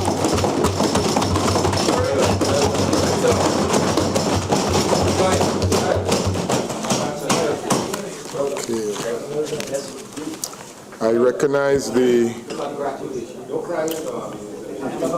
member for Couva North. Proceed. Thank you very much, Mr. Speaker. Deputy Speaker, let me take this opportunity to congratulate you, Mr. Deputy Speaker, the new government, and my colleagues on the opposition bench also. Let me also take this opportunity to congratulate the Minister of Finance on trying his best in his first budget presentation. He didn't deceive you, did he? However, Mr. Deputy Speaker, on September 7th, the population bought into the PNM campaign of lies, scandal, and propaganda, aided and abetted by Jack Warner and J-Tom. Today, Mr. Deputy Speaker, we see Jack Warner, a white-collar criminal, wanted by the FBI on charges of money. Mr. Speaker, I crave your protection. Members, please give the member of Parliament the opportunity. Proceed. Thank you, Mr. Deputy Speaker. Mr. Deputy Speaker, today we see that same white-collar criminal wanted by the FBI on charges of money laundering and wire transfer fraud addressing the tutor-teachers conference today in Port of Spain. What messages, Mr. Deputy Speaker, are we sending to the youths of our nation? The Minister of Education. That it's okay for government to protect wanted criminals? Our new Minister of Education was a former tutor. The Minister of Education must be... Welcome, Madam Speaker. Our former Minister of Education, Madam Speaker, was a former tutor president himself, and I would like to know what are his views on this. And whilst we wait on our Attorney General with bated breath on the evolving saga on the extradition of Jack Warner, on the other hand, we see Natuk and J-Tom given 15 million by this PNM government as hush money. Yeah. Now, I will have much more to say on that. now we are hearing that they will not take it. J-Tom will not take it because since the announcement was made in the budget, workers across this country are asking why. Some are saying J-Tom is not even an official registered trade union body, that it is a splinter group, so why give them millions? Madam Speaker, the MP for Laventille West spoke about corruption and inflated contracts under the People's Partnership government. But let me remind this Parliament that it is the PNM who invented corruption in this country. Oh, yeah. DNA, From the days of O'Halloran to Calderhart, and God knows what else we are going to expect in this term. We go back to Lockjoy. Madam Speaker, the state of the economy under the People's Partnership tenure from 2010 to 2015 spoke about stability and growth. We stabilized the economy between 2010 to 2012 and saw economic growth from 2012 to 2014. By 2014, we had real GDP growth by 0.9%, according to CSO and the Central Bank of Trinidad and Tobago. By 2014, Madam Speaker, real GDP growth in the non-energy sector by 2.7%. The gross official reserves was at US 11.3 billion. Foreign direct investment was at US 1.3 billion. And the Heritage and Stabilization Funds at US 5 billion. However, Madam Speaker, it's really a shame to come here and listen to the other side saying that we squandered 400 billion during our tenure when it was really 290 billion. No.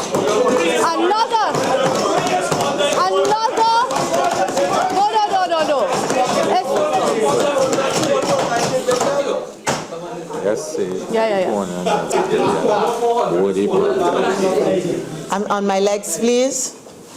Member for Couva. Thank you, Madam Speaker. A little excited. Let me continue by saying the PP's government expended 290 billion during our tenure and not the 400 billion that the PNM government is claiming. And this is another scandal and propaganda that came during their campaigns. And this is something that we need to correct. In addition to that, Madam Speaker, this new PNM government would have started with $13 billion in cash flows, according to our former minister, Hawaii. 3.8 billion from TGU, 1.5 billion from Phoenix Gas IPO, 500 million from NGC, 6 billion from normal quarterly taxes, and 1 billion from a TT dollar loan. Tell him to add that. So, Madam Speaker, this deceptive budget that the Minister of Finance read and talked about skewing figures and numbers and all of that, it is they who have skewed the figures and the numbers in this 2015-2016 budget. The Minister of Finance has predicated this budget on US $45 per barrel and predicts the deficit as 1.8 billion based on his assumption that these one-off revenue-generating measures will generate 19 billion. Economist Indira Sujiwan Ali has described the real deficit as 21 billion, the difference between the expenditure of 63 billion and revenue 41 billion. She says there was no guarantee that government will generate the intended revenue. And therefore, in his wrap-up, Madam Speaker, the Minister of Finance needs to respond to the population on these matters. Let us move to transport, Madam Speaker, a little bit, where the biggest plan of this government is to reintroduce the rapid rail. They can call it a light rail or a mass transit system. We know that it is our current finance minister, who was then the Minister of Works and Infrastructure, who spent $500 million on a feasibility study which yielded nothing but anger and ire from the population in 2009. Now they have come back with the same plan, different name, at the cost of $10 billion. Financing will come from the IDB, but everyone knows that this is a long and tedious process and will take at least 2 years to process.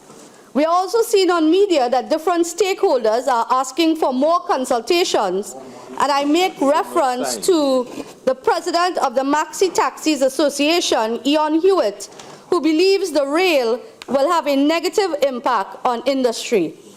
And I make reference to the Guardian article, Madam Speaker, where he said that this was introduced to us 7 years ago, and our position still stands. We have brought a lot of new vehicles, and if this would come, it would have a negative impact on us. When the government now was in opposition, then they reached out to us. Now that they are in government, let us see if they would reach out to us again and have proper dialogue. So, Madam Speaker, no consultation was done, and of course we have our Minister of Finance coming back with this plan for the rapid rail. In addition to that, Madam Speaker, I want to quote from an article published on Sunday, October 4, 2012, Rowley wrong on the rapid rail. And interestingly enough, Madam Speaker, the Member of Parliament for La Hokata Talparo was the writer of this article, disagreeing with his leader on the rapid rail. And I just want to call that date again, Sunday, October 4, 2012, Guardian article, Rowley wrong on the rapid rail. And he continues, the Member of Parliament for La Hokata Talparo. Madam Speaker, our Minister of Communications' view at that time, and I quote, the rapid rail project is a costly and flawed engineering solution to an economic problem that the opposition leaders should reconsider. And he was referring at that time to Dr. Rowley. He went further on to dispute that the then opposition leader Rowley saying there were two problems with the 500 million feasibility study that was done by our current Minister of Finance. It was conducted during the height of the gas boom, where both our levels of revenue which sustained it were unsustainable and not likely to be repeated in the near future. And secondly, the feasibility study was done at a time when Trinidad and Tobago enjoyed a fuel subsidy which would have distorted the transportation demands. He went on to say that both the Association of Professional Engineers and the TTMA voiced strong objection to the Rapid Rail project on technical grounds. Thank you, Madam Speaker. I'll repeat that. He went on to say that both the Association of Professional Engineers and TTMA voiced strong objection to the Rapid Rail project on technical grounds. Much of the opposition to the Rapid Rail was a result of the PNM's ignoring this approach and shoving it down on the nation's throat as a done deal, and he was referring to consultations. And today I want to ask the Member of Parliament for La Hokata Talparo, is your stance the same? Have you changed? Should they go back out for consultations, as you reiterated in your article in 2012? Should we go back out for consultations? Should we consider the new cost of this Rapid Rail? So I would really like to hear the Member of Parliament for La Hokata Talparo respond in his contribution. As we move on, Madam Speaker, crime, and I want to talk a little bit about crime. A September to remember, that is what everybody is dubbing it. A September to remember. And coming out of the elections, there have been a sharp spike in murders with 50 or more to date. The Minister of National Security, in one of his media interviews, first confirmed a spike in kidnappings, and then the day after reneged on that statement. Is it that we have a minister who is unaware? What are the recommendations of the National Security Council on curbing the spike in crime? How are you going to utilize the $10.8 billion in the budget allocated to you? We wait to listen to the new initiatives of the PNM government's crime plan. Madam Speaker, in my constituency of Couva North, and by extension in Central, there's been an increase in crime. I have made 2 public appeals for increase in mobile police patrols and for a greater police presence in the central area and, of course, in the respective constituencies. And it's just not in the central area, it's across Trinidad and Tobago where we are seeing a spike in crime. And therefore, I call on the Minister of National Security to explain to us how the $10.8 billion, of which I understand most is recurrent expenditure, is going to be utilized to fight crime in our country. What is the crime plan of your government, sir? And, of course, we wait to hear. Madam Speaker, I want to talk a little bit about local government. And in this budget of 2015-2016, on page 20 of the Minister's contribution, this PNM government in its crime plan is going to establish relationships with the regional corporations and the Trinidad and Tobago Police Service. Well, looking at this, it looks at the structure of the regional corporations. The municipal police plays a major role at the corporations and are governed by the Municipal Regional Corporation Act, Chapter 2520. By Section 48(1) of the Act, the municipal police is established and their powers are set out at Section 53 of the same Act. These powers allow for the municipal police to carry out all functions that are similar to that of officers attached to the police service. However, from this budget statement, was consultations done with the TTPS and the municipal police? Also, is the Minister aware that the municipal police are grossly understaffed and some of the officers are even SRPs are on contracts?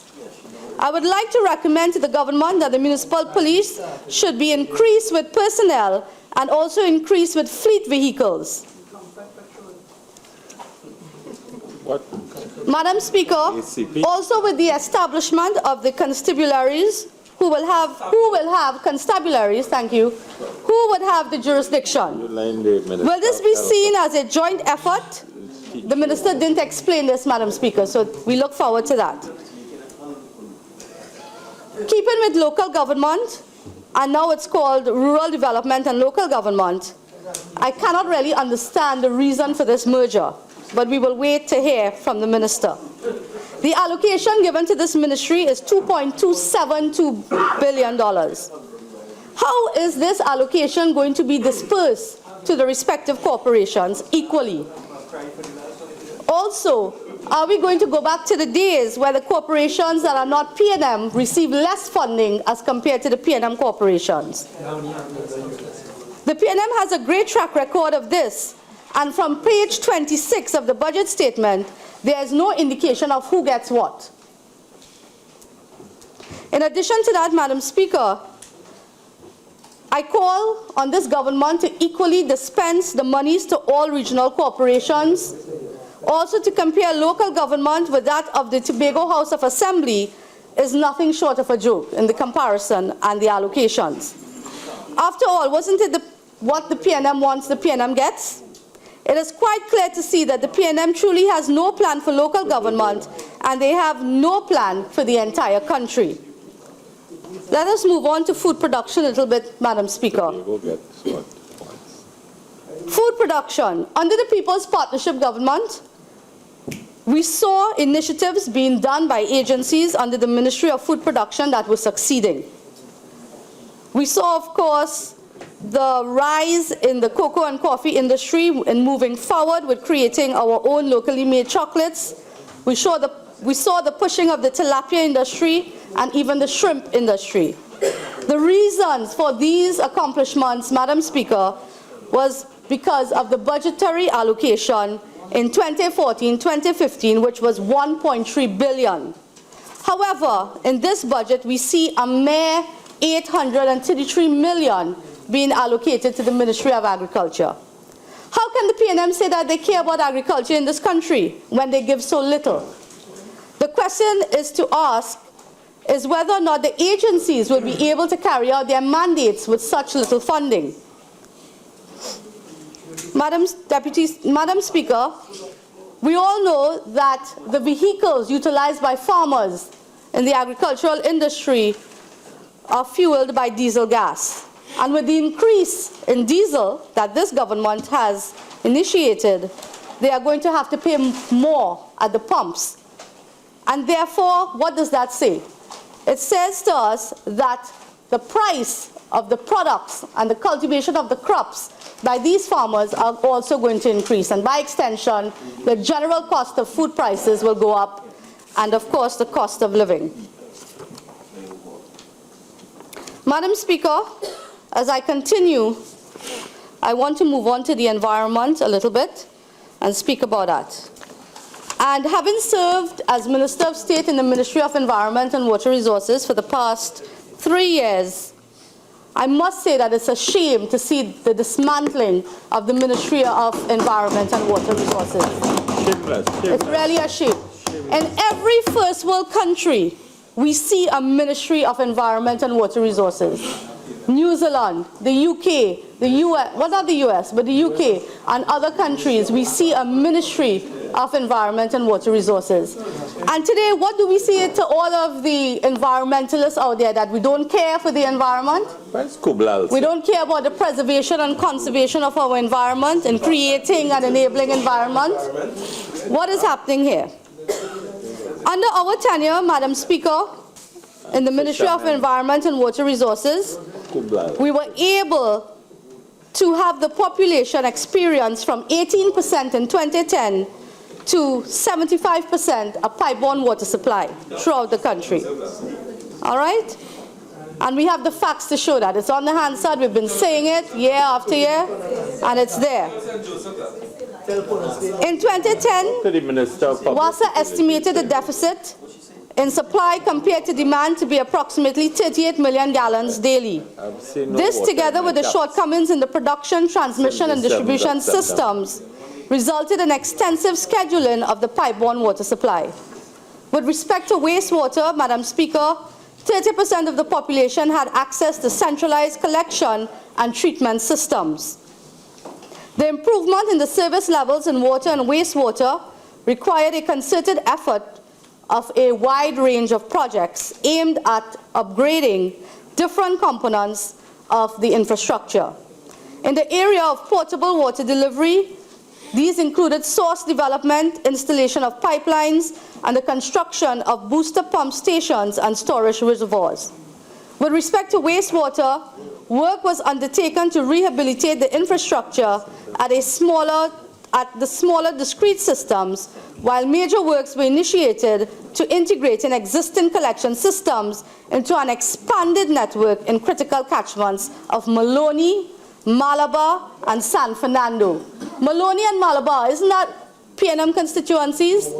Yes? Under our tenure, Madam Speaker, we have seen equitable distribution of resources under all of our ministries. Equitable distribution of resources. 41 constituencies. Madam Speaker, they can say what they want. 41. We know what we have done, the records and the evidence is there to prove, and of course it is there. 41 constituencies. Madam Speaker, in 2013-2014, completion of the construction of the desalination plant at Point Fortin on a build, own, operate basis, which is now in operation, with production of 4.6 million gallons. We are also, at that point in time, we were drilling 8 wells across the country from Louis D'Or, Scott Farm, St. Clair, Point Fortin, Queen's Park, Savannah, Maraval, and Santa Cruz, with expected increase in production capacity to 1.5 million. Today, the Louis D'Or and Scott Farm wells have been completed with a production of 0.5 million gallons. The expansion of the Point Lisa's desalination plant was in progress, and that was also completed under our tenure to have an additional 10 million gallons of water. With the completion of these projects, the deficit in supply is estimated to be approximately 17 million gallons. And to improve the reliability of operation at the existing facilities, rehabilitation works were completed at the treatment plants located at Las Lomas, Point Fortin, Pinal, and other areas. There were works that we implemented at the Navet, North Oropouche, Hollis, Colland, and Richmond water treatment plants. And of course, we completed the transmission pipelines of the Navet trunk main in southeast Trinidad, which was replaced. Consistent with this approach, the old Hollis trunk main has been replaced between Valencia and Port of Spain. This has resulted in an improved level of service being experienced by customers along the east-west corridor. Water resources. Works of a similar nature on a smaller scale are currently in progress to improve transmission at Bloody Bay to Englishman's Bay in Tobago. Work has also been undertaken on the authority's localized pipeline systems with a number of key projects across Trinidad and Tobago. For the first fiscal of 2014, new pipeline projects were completed, benefiting approximately 1,300 persons who are receiving pipeborne water supply for the first time in New Grant, St. Charles Village, Princestown, Barrackport, Debe, Palmy, San Pedro, Grand Couva, Claxton Bay, Gasparillo, and Sangre Grande, and Valencia. To increase system storage, a new storage tank was constructed in Mayaro, with work scheduled to commence at 12 other locations. Rehabilitation, Madam Speaker, of the San Fernando booster pump station was completed to improve the reliability of supply to the city of San Fernando and southwest Trinidad collectively. All programs involving pipeline installation comprised of 351 projects with 287.2 kilometers of pipe being installed, benefiting over 600,000 persons. The result of this was a segment of the population receiving a 24/7 service increase to 63%. With respect to wastewater, Madam Speaker, under our tenure, we were able to expand on the collection and treatment facilities having been initiated through the IDB, including the integration of 8 wastewater systems in Maloney, integration of 2 wastewater systems in Pointe-a-Pierre, expansion of collection systems and treatment facilities at Malabar and San Fernando, rehabilitation of the Scarborough wastewater treatment plant, and connection of 215 properties to the collection system under the CREW fund. Collectively, funding has been secured to the value of $278 million. Madam Speaker, $246 million of this represents the first component of a multi-phase loan of $546 million to undertake works at Malabar and San Fernando. Planning is well advanced and physical work is scheduled to commence by September 2014, which of course started, and it is a work in progress.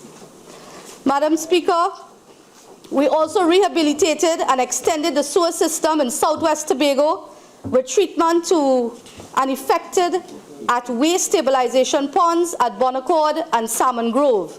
And design works has been completed, and we hope that this PNM government will continue with that good work in Tobago. In addition, steps have been initiated to address some of the chronic problems being experienced in the collection and treatment systems.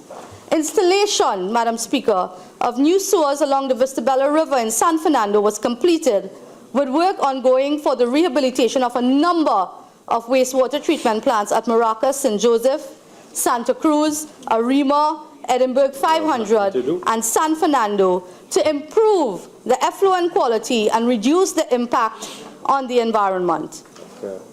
To date, there are 12 registered potential adopters and 7 watersheds under the Adopt a River program. They have been adopted at Guanapo, Arima, Colon, Cora, Tumpuna, Matlat, and Caparo. To be more accessible to its customers, the authority opened 2 new customer service centers at Trincity and Sangre Grande, facilitating payment and rates and a provision of information on inquiries on water supply.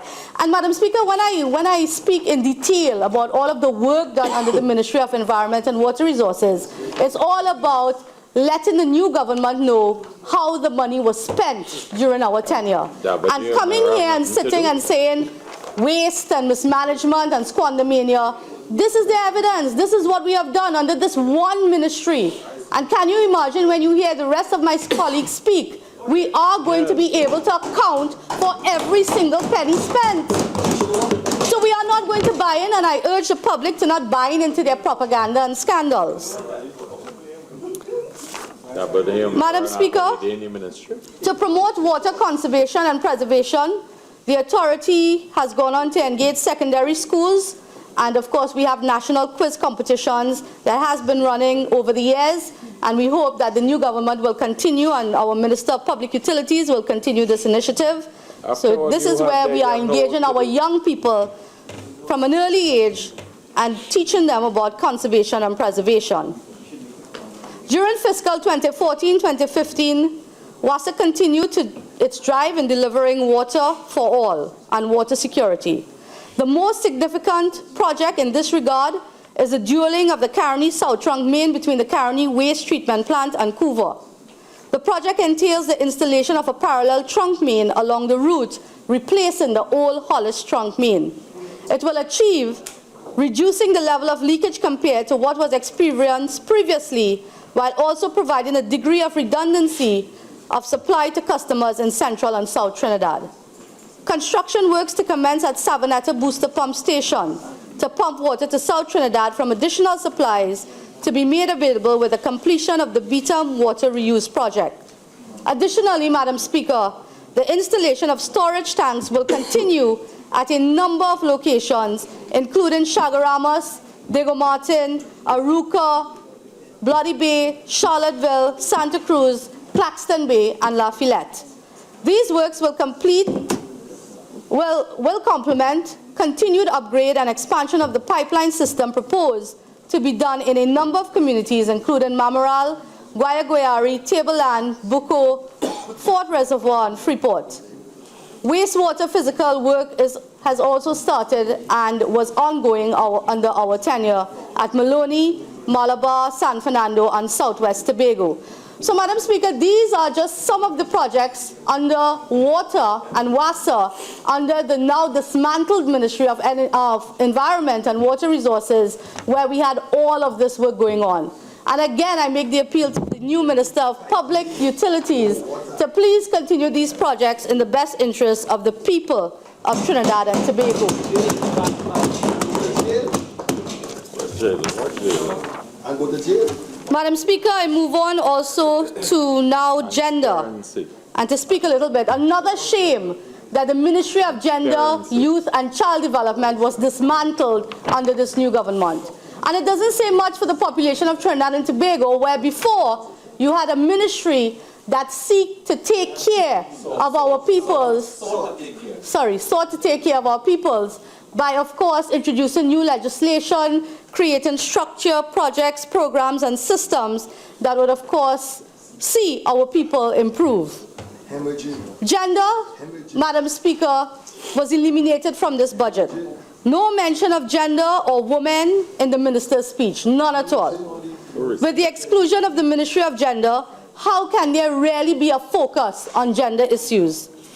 Gender inequality issues are still at large, including the inequality in women's wages, the high incidence of poverty among women-headed households, domestic violence, sexual harassment, high rates of maternal mortality, and infant mortality. Madam Speaker, I myself had the opportunity of serving for a year under the Ministry of Gender, Youth and Child Development, and we, of course, were very proud of our work in bringing, of course, the children's legislation and that package that saw now the Children's Authority up and running. And for that, I would like to thank the People's Partnership government. Taking care of our own, Madam Speaker. Life fund. Madam Speaker, Life fund. this budget also hinted at going back, well, not hinted, but we were, of course, monitoring the media and, of course, heard that this PNM government probably has a plan to go back to the 2009 draft of the gender policy.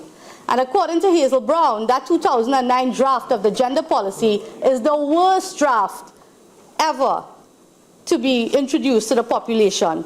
And therefore, I make a call on wherever this new unit now is. Under which ministry is it? Gender? Family Services, Ministry of the People, yes. So, Member of Parliament Filipino Bonaire West, really we call for the gender policy of 2012 to be laid and accepted. So let us see what is going to happen with this gender policy. The cost of living for women will go up, Madam Speaker, because of the fuel prices, property tax, and even grocery items, as VAT, even though decreased to 12.5%, the pool of zero-rated items may decrease, so people may have to pay the 12.5% more on some of the items. Madam Speaker, we didn't hear anything about the laptop initiative, so I am assuming the Minister of Education will talk on that. The baby care grant, the Children's Life Fund, the Children's Hospital, no mention of these in the budget. And these are all measures and projects and programs that seek to take care of our people and our population. Madam Speaker, when we look at tourism, and I want to talk a little bit about tourism. Tourism, Madam Speaker, is very, very important, and in hearing the new government speak about diversification of the economy, I was heartened to hear the minister talk about tourism and sport tourism. However, after the budget was read, the Chamber of Industry and Commerce on Tobago's division chair, Diana Haddad, says the cost of doing business has increased once again. Speaking at a media briefing at the Chamber's office, just after the Minister of Finance presented the budget, Haddad said the business sector was not too comfortable with the budget. The cost of living will rise as there are increases to the business levy, the Green Fund, and the national insurance. Employers contribute 2/3 to the national insurance system, while employees pay 1/3. Calling the appropriation bill a partial budget with a 6-month review and one which laid the foundation for what they could expect, the Chamber head said the decrease in the value-added tax to 12.5% would create a cash flow problem for businesses. And we want to hear how it is that the government is going to deal with this cash flow problem. She explained 2 years ago, business experienced a cash flow problem after the Inland Revenue did not repay them for goods, which became VAT exempt, and after they were purchased by the business sector and remained in their warehouses. Haddad said this will reoccur with the reduction of VAT to 12.5%. She also went on to say, Madam Speaker, whilst the government is introducing the Revenue Authority and wants to be more efficient with collecting taxes, I am not sure how efficient they are in repaying refunds and rebates to the private sector. And I'm sure that the Minister of Finance will speak on that. Dealing with the issue of the overall budgeted sum of $2.7 billion to Tobago, she expressed displeasure with the absence of information on the government's plan to tackle the problems of labor and productivity. These she referred to as private sector concerns. In mentioning the sums allocated to recurrent expenditure and capital development, Haddad remarked that they were similar to what Tobago was given before, and as such the figures showed that not much emphasis was placed on the development of the human capital and moving people forward. She also pointed out that although the amount was important, what was done with the money was more important. Haddad felt, however, all was not lost as things sounded good in the budget. So we are yet to see what emanates out of the funding for the THA and the plans for tourism in Tobago. Sport tourism, Madam Speaker, and I'm glad that the Minister decided to, of course, utilize our projects that we would have completed over our tenure to encourage sport tourism in the country. And I make reference to the aquatic center, the cycling velodrome, the tennis center, and other infrastructural works done over the past 5 years to encourage the sport tourism initiative in order to diversify the economy moving forward. And therefore, from the Minister of Sport, we look forward to hearing his contribution on how quickly these infrastructural projects will be utilized to stimulate the sport tourism sector. So we look forward to that, Madam Speaker. You don't have to lead a match. In addition to that, Madam Speaker, I want to go back a little bit to the environment.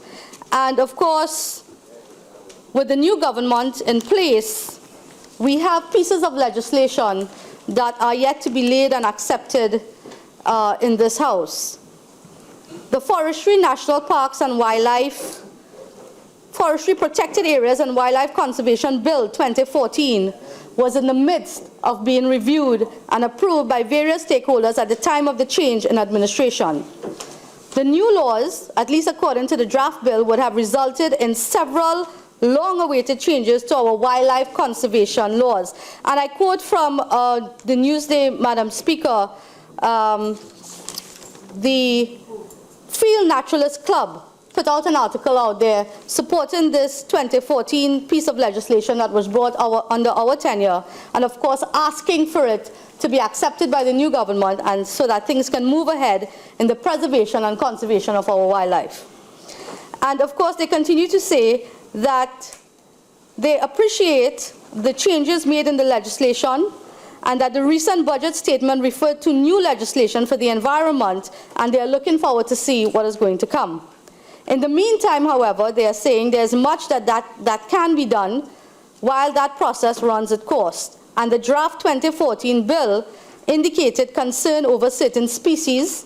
This amounts to the government recognizing a valid threat regardless of whether or not the final legislation is in place. The wildlife policy was passed by Cabinet in 2013, Madam Speaker, so the mandate for sustainable wildlife management is undeniable. It is fully within the ministry's powers to declare certain measures now to help address these threats. Action does not have to wait for new legislation. And I want to appeal to the Minister of Planning, because I understand Environment has now gone back to that ministry, to look at these pieces of legislation with urgency and bring it forward to the Parliament. The draft bill indicates that the sale of the wild meat, unless it is farm-raised, will not be permitted under the new legislation. Clearly, this means that the state acknowledges that the sale of meat from animals caught in our forests and swamps is not sustainable or desirable. It also runs counter to suggestions that commercial hunters have a right to personally benefit financially from a national resource. To this end, we believe that a moratorium on the sale of wild meat should be implemented immediately, as this will serve as a useful measure for curbing commercial poaching until the new legislation and controlled wildlife farming can be brought on stream. And these were some of the plans that the Ministry of Environment and Water Resources had for the term. While some of the more vocal hunters will argue otherwise, the reality is that the bona fide recreational hunters also agree with the banning of all wild meat sales. A ban on commercial sales would help to alleviate the pressure from commercial hunters and poachers, and this would allow for significant benefits to wildlife without alienating recreational hunters. Freshwater habitats have disappeared dramatically since the collapse of the rice industry, and the pressure faced by the freshwater birds are significant.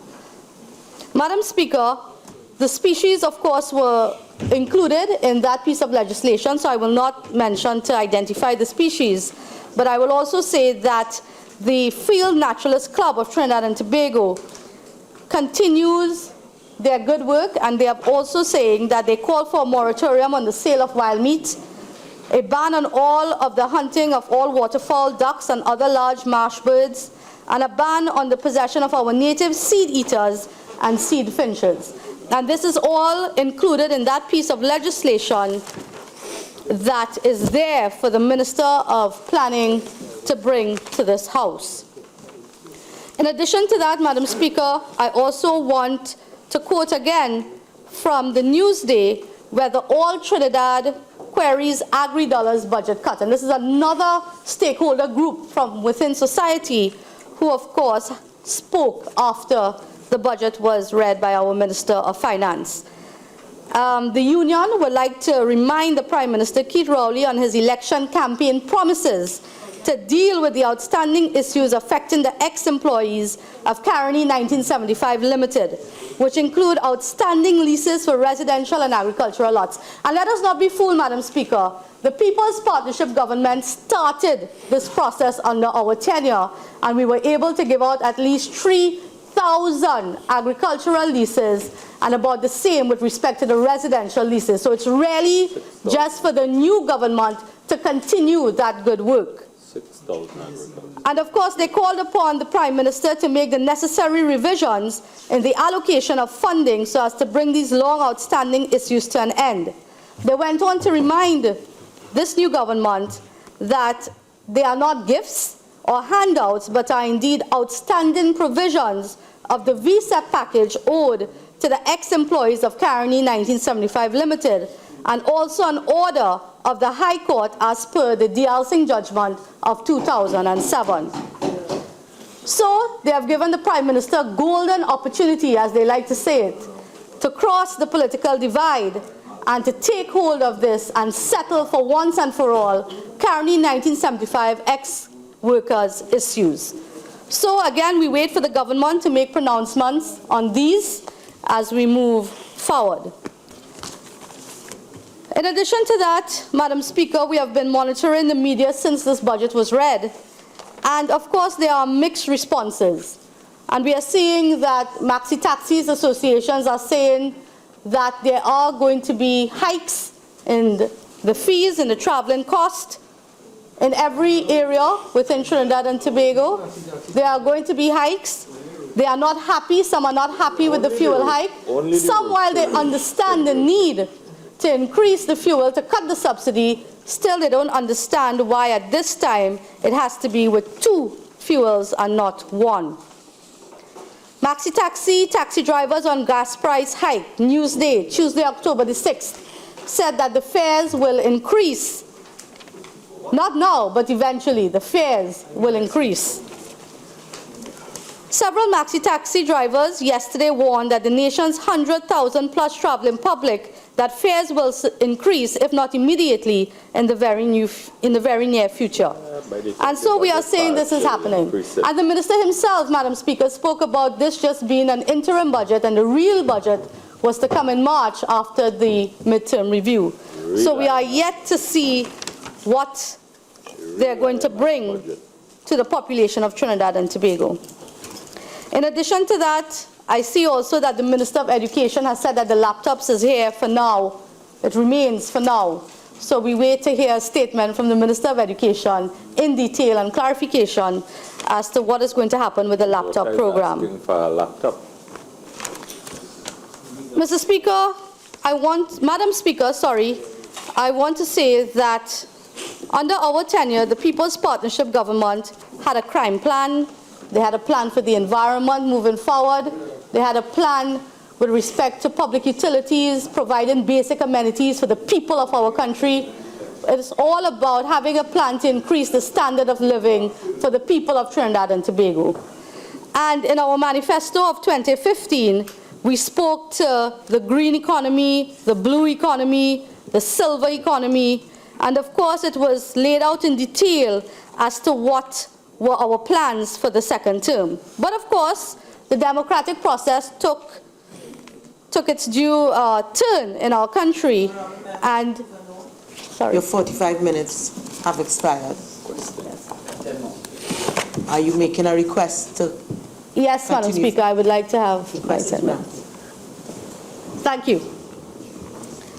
Madam Speaker, as I was saying, we invested a lot of money over the past 5 years in crime, in seeing TNT as a safer, crime-free country, a zero-tolerance approach to crime.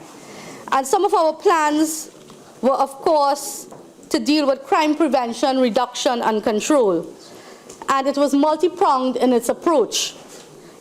And of course, it is a zero-tolerance approach to crime, more effective law enforcement and policing, which will include intensifying the adoption and use of modern technology, social interventions, because we realize that crime affects everyone.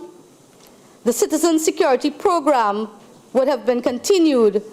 The reform of the justice system and the legal framework to deal with the backlogs in the courts, the rehabilitation of offenders through a first offenders program that prevents recidivism and offers more concentrated education and training inside prison to bridge to transnational opportunities in the markets. Reduction, Madam Speaker, in the delays in the determination of court matters by freeing up the backlog and by establishing specialized courts. Establishing specialized courts to address issues such as family matters and juvenile matters. Applying technology to the judicial system, such as the video conferencing of remand hearings and digital audio recording to supplement transcription. Reforming the penal system. And it goes on with a host of recommendations to dealing with crime in our country. And Madam Speaker, I can go on and on about what our plans were, but this is a new government and we have to give them their chance to see what they do for the people of Trinidad and Tobago. And therefore, after this budget was read by the minister, the people of Trinidad and Tobago has once more been fooled by their propaganda. And they will continue to be fooled by the propaganda if they don't wake up and smell the coffee, as we would say on this side.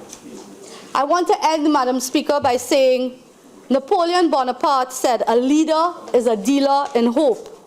But this budget does not give hope for the people of Trinidad and Tobago. How can there be hope in the face of rising taxes, revenue authority, property tax, rapid rail, job cuts, and the increasing cost of living? Thank you, Madam Speaker.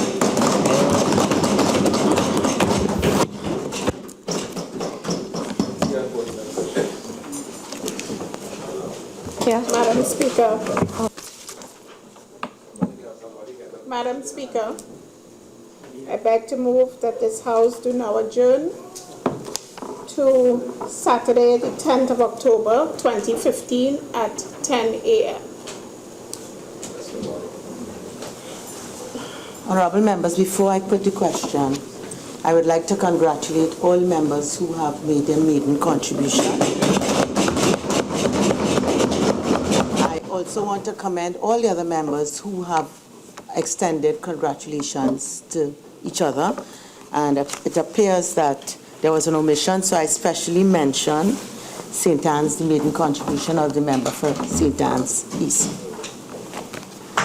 Now, members, I now put the question. Honorable members, the question is that this House do now stand adjourned to Saturday, 10th October 2015 at 10 a.m. All in favor say aye. Aye. Any against? The ayes have it. This House now stands adjourned to Saturday, 10th October 2015 at 10 a.m.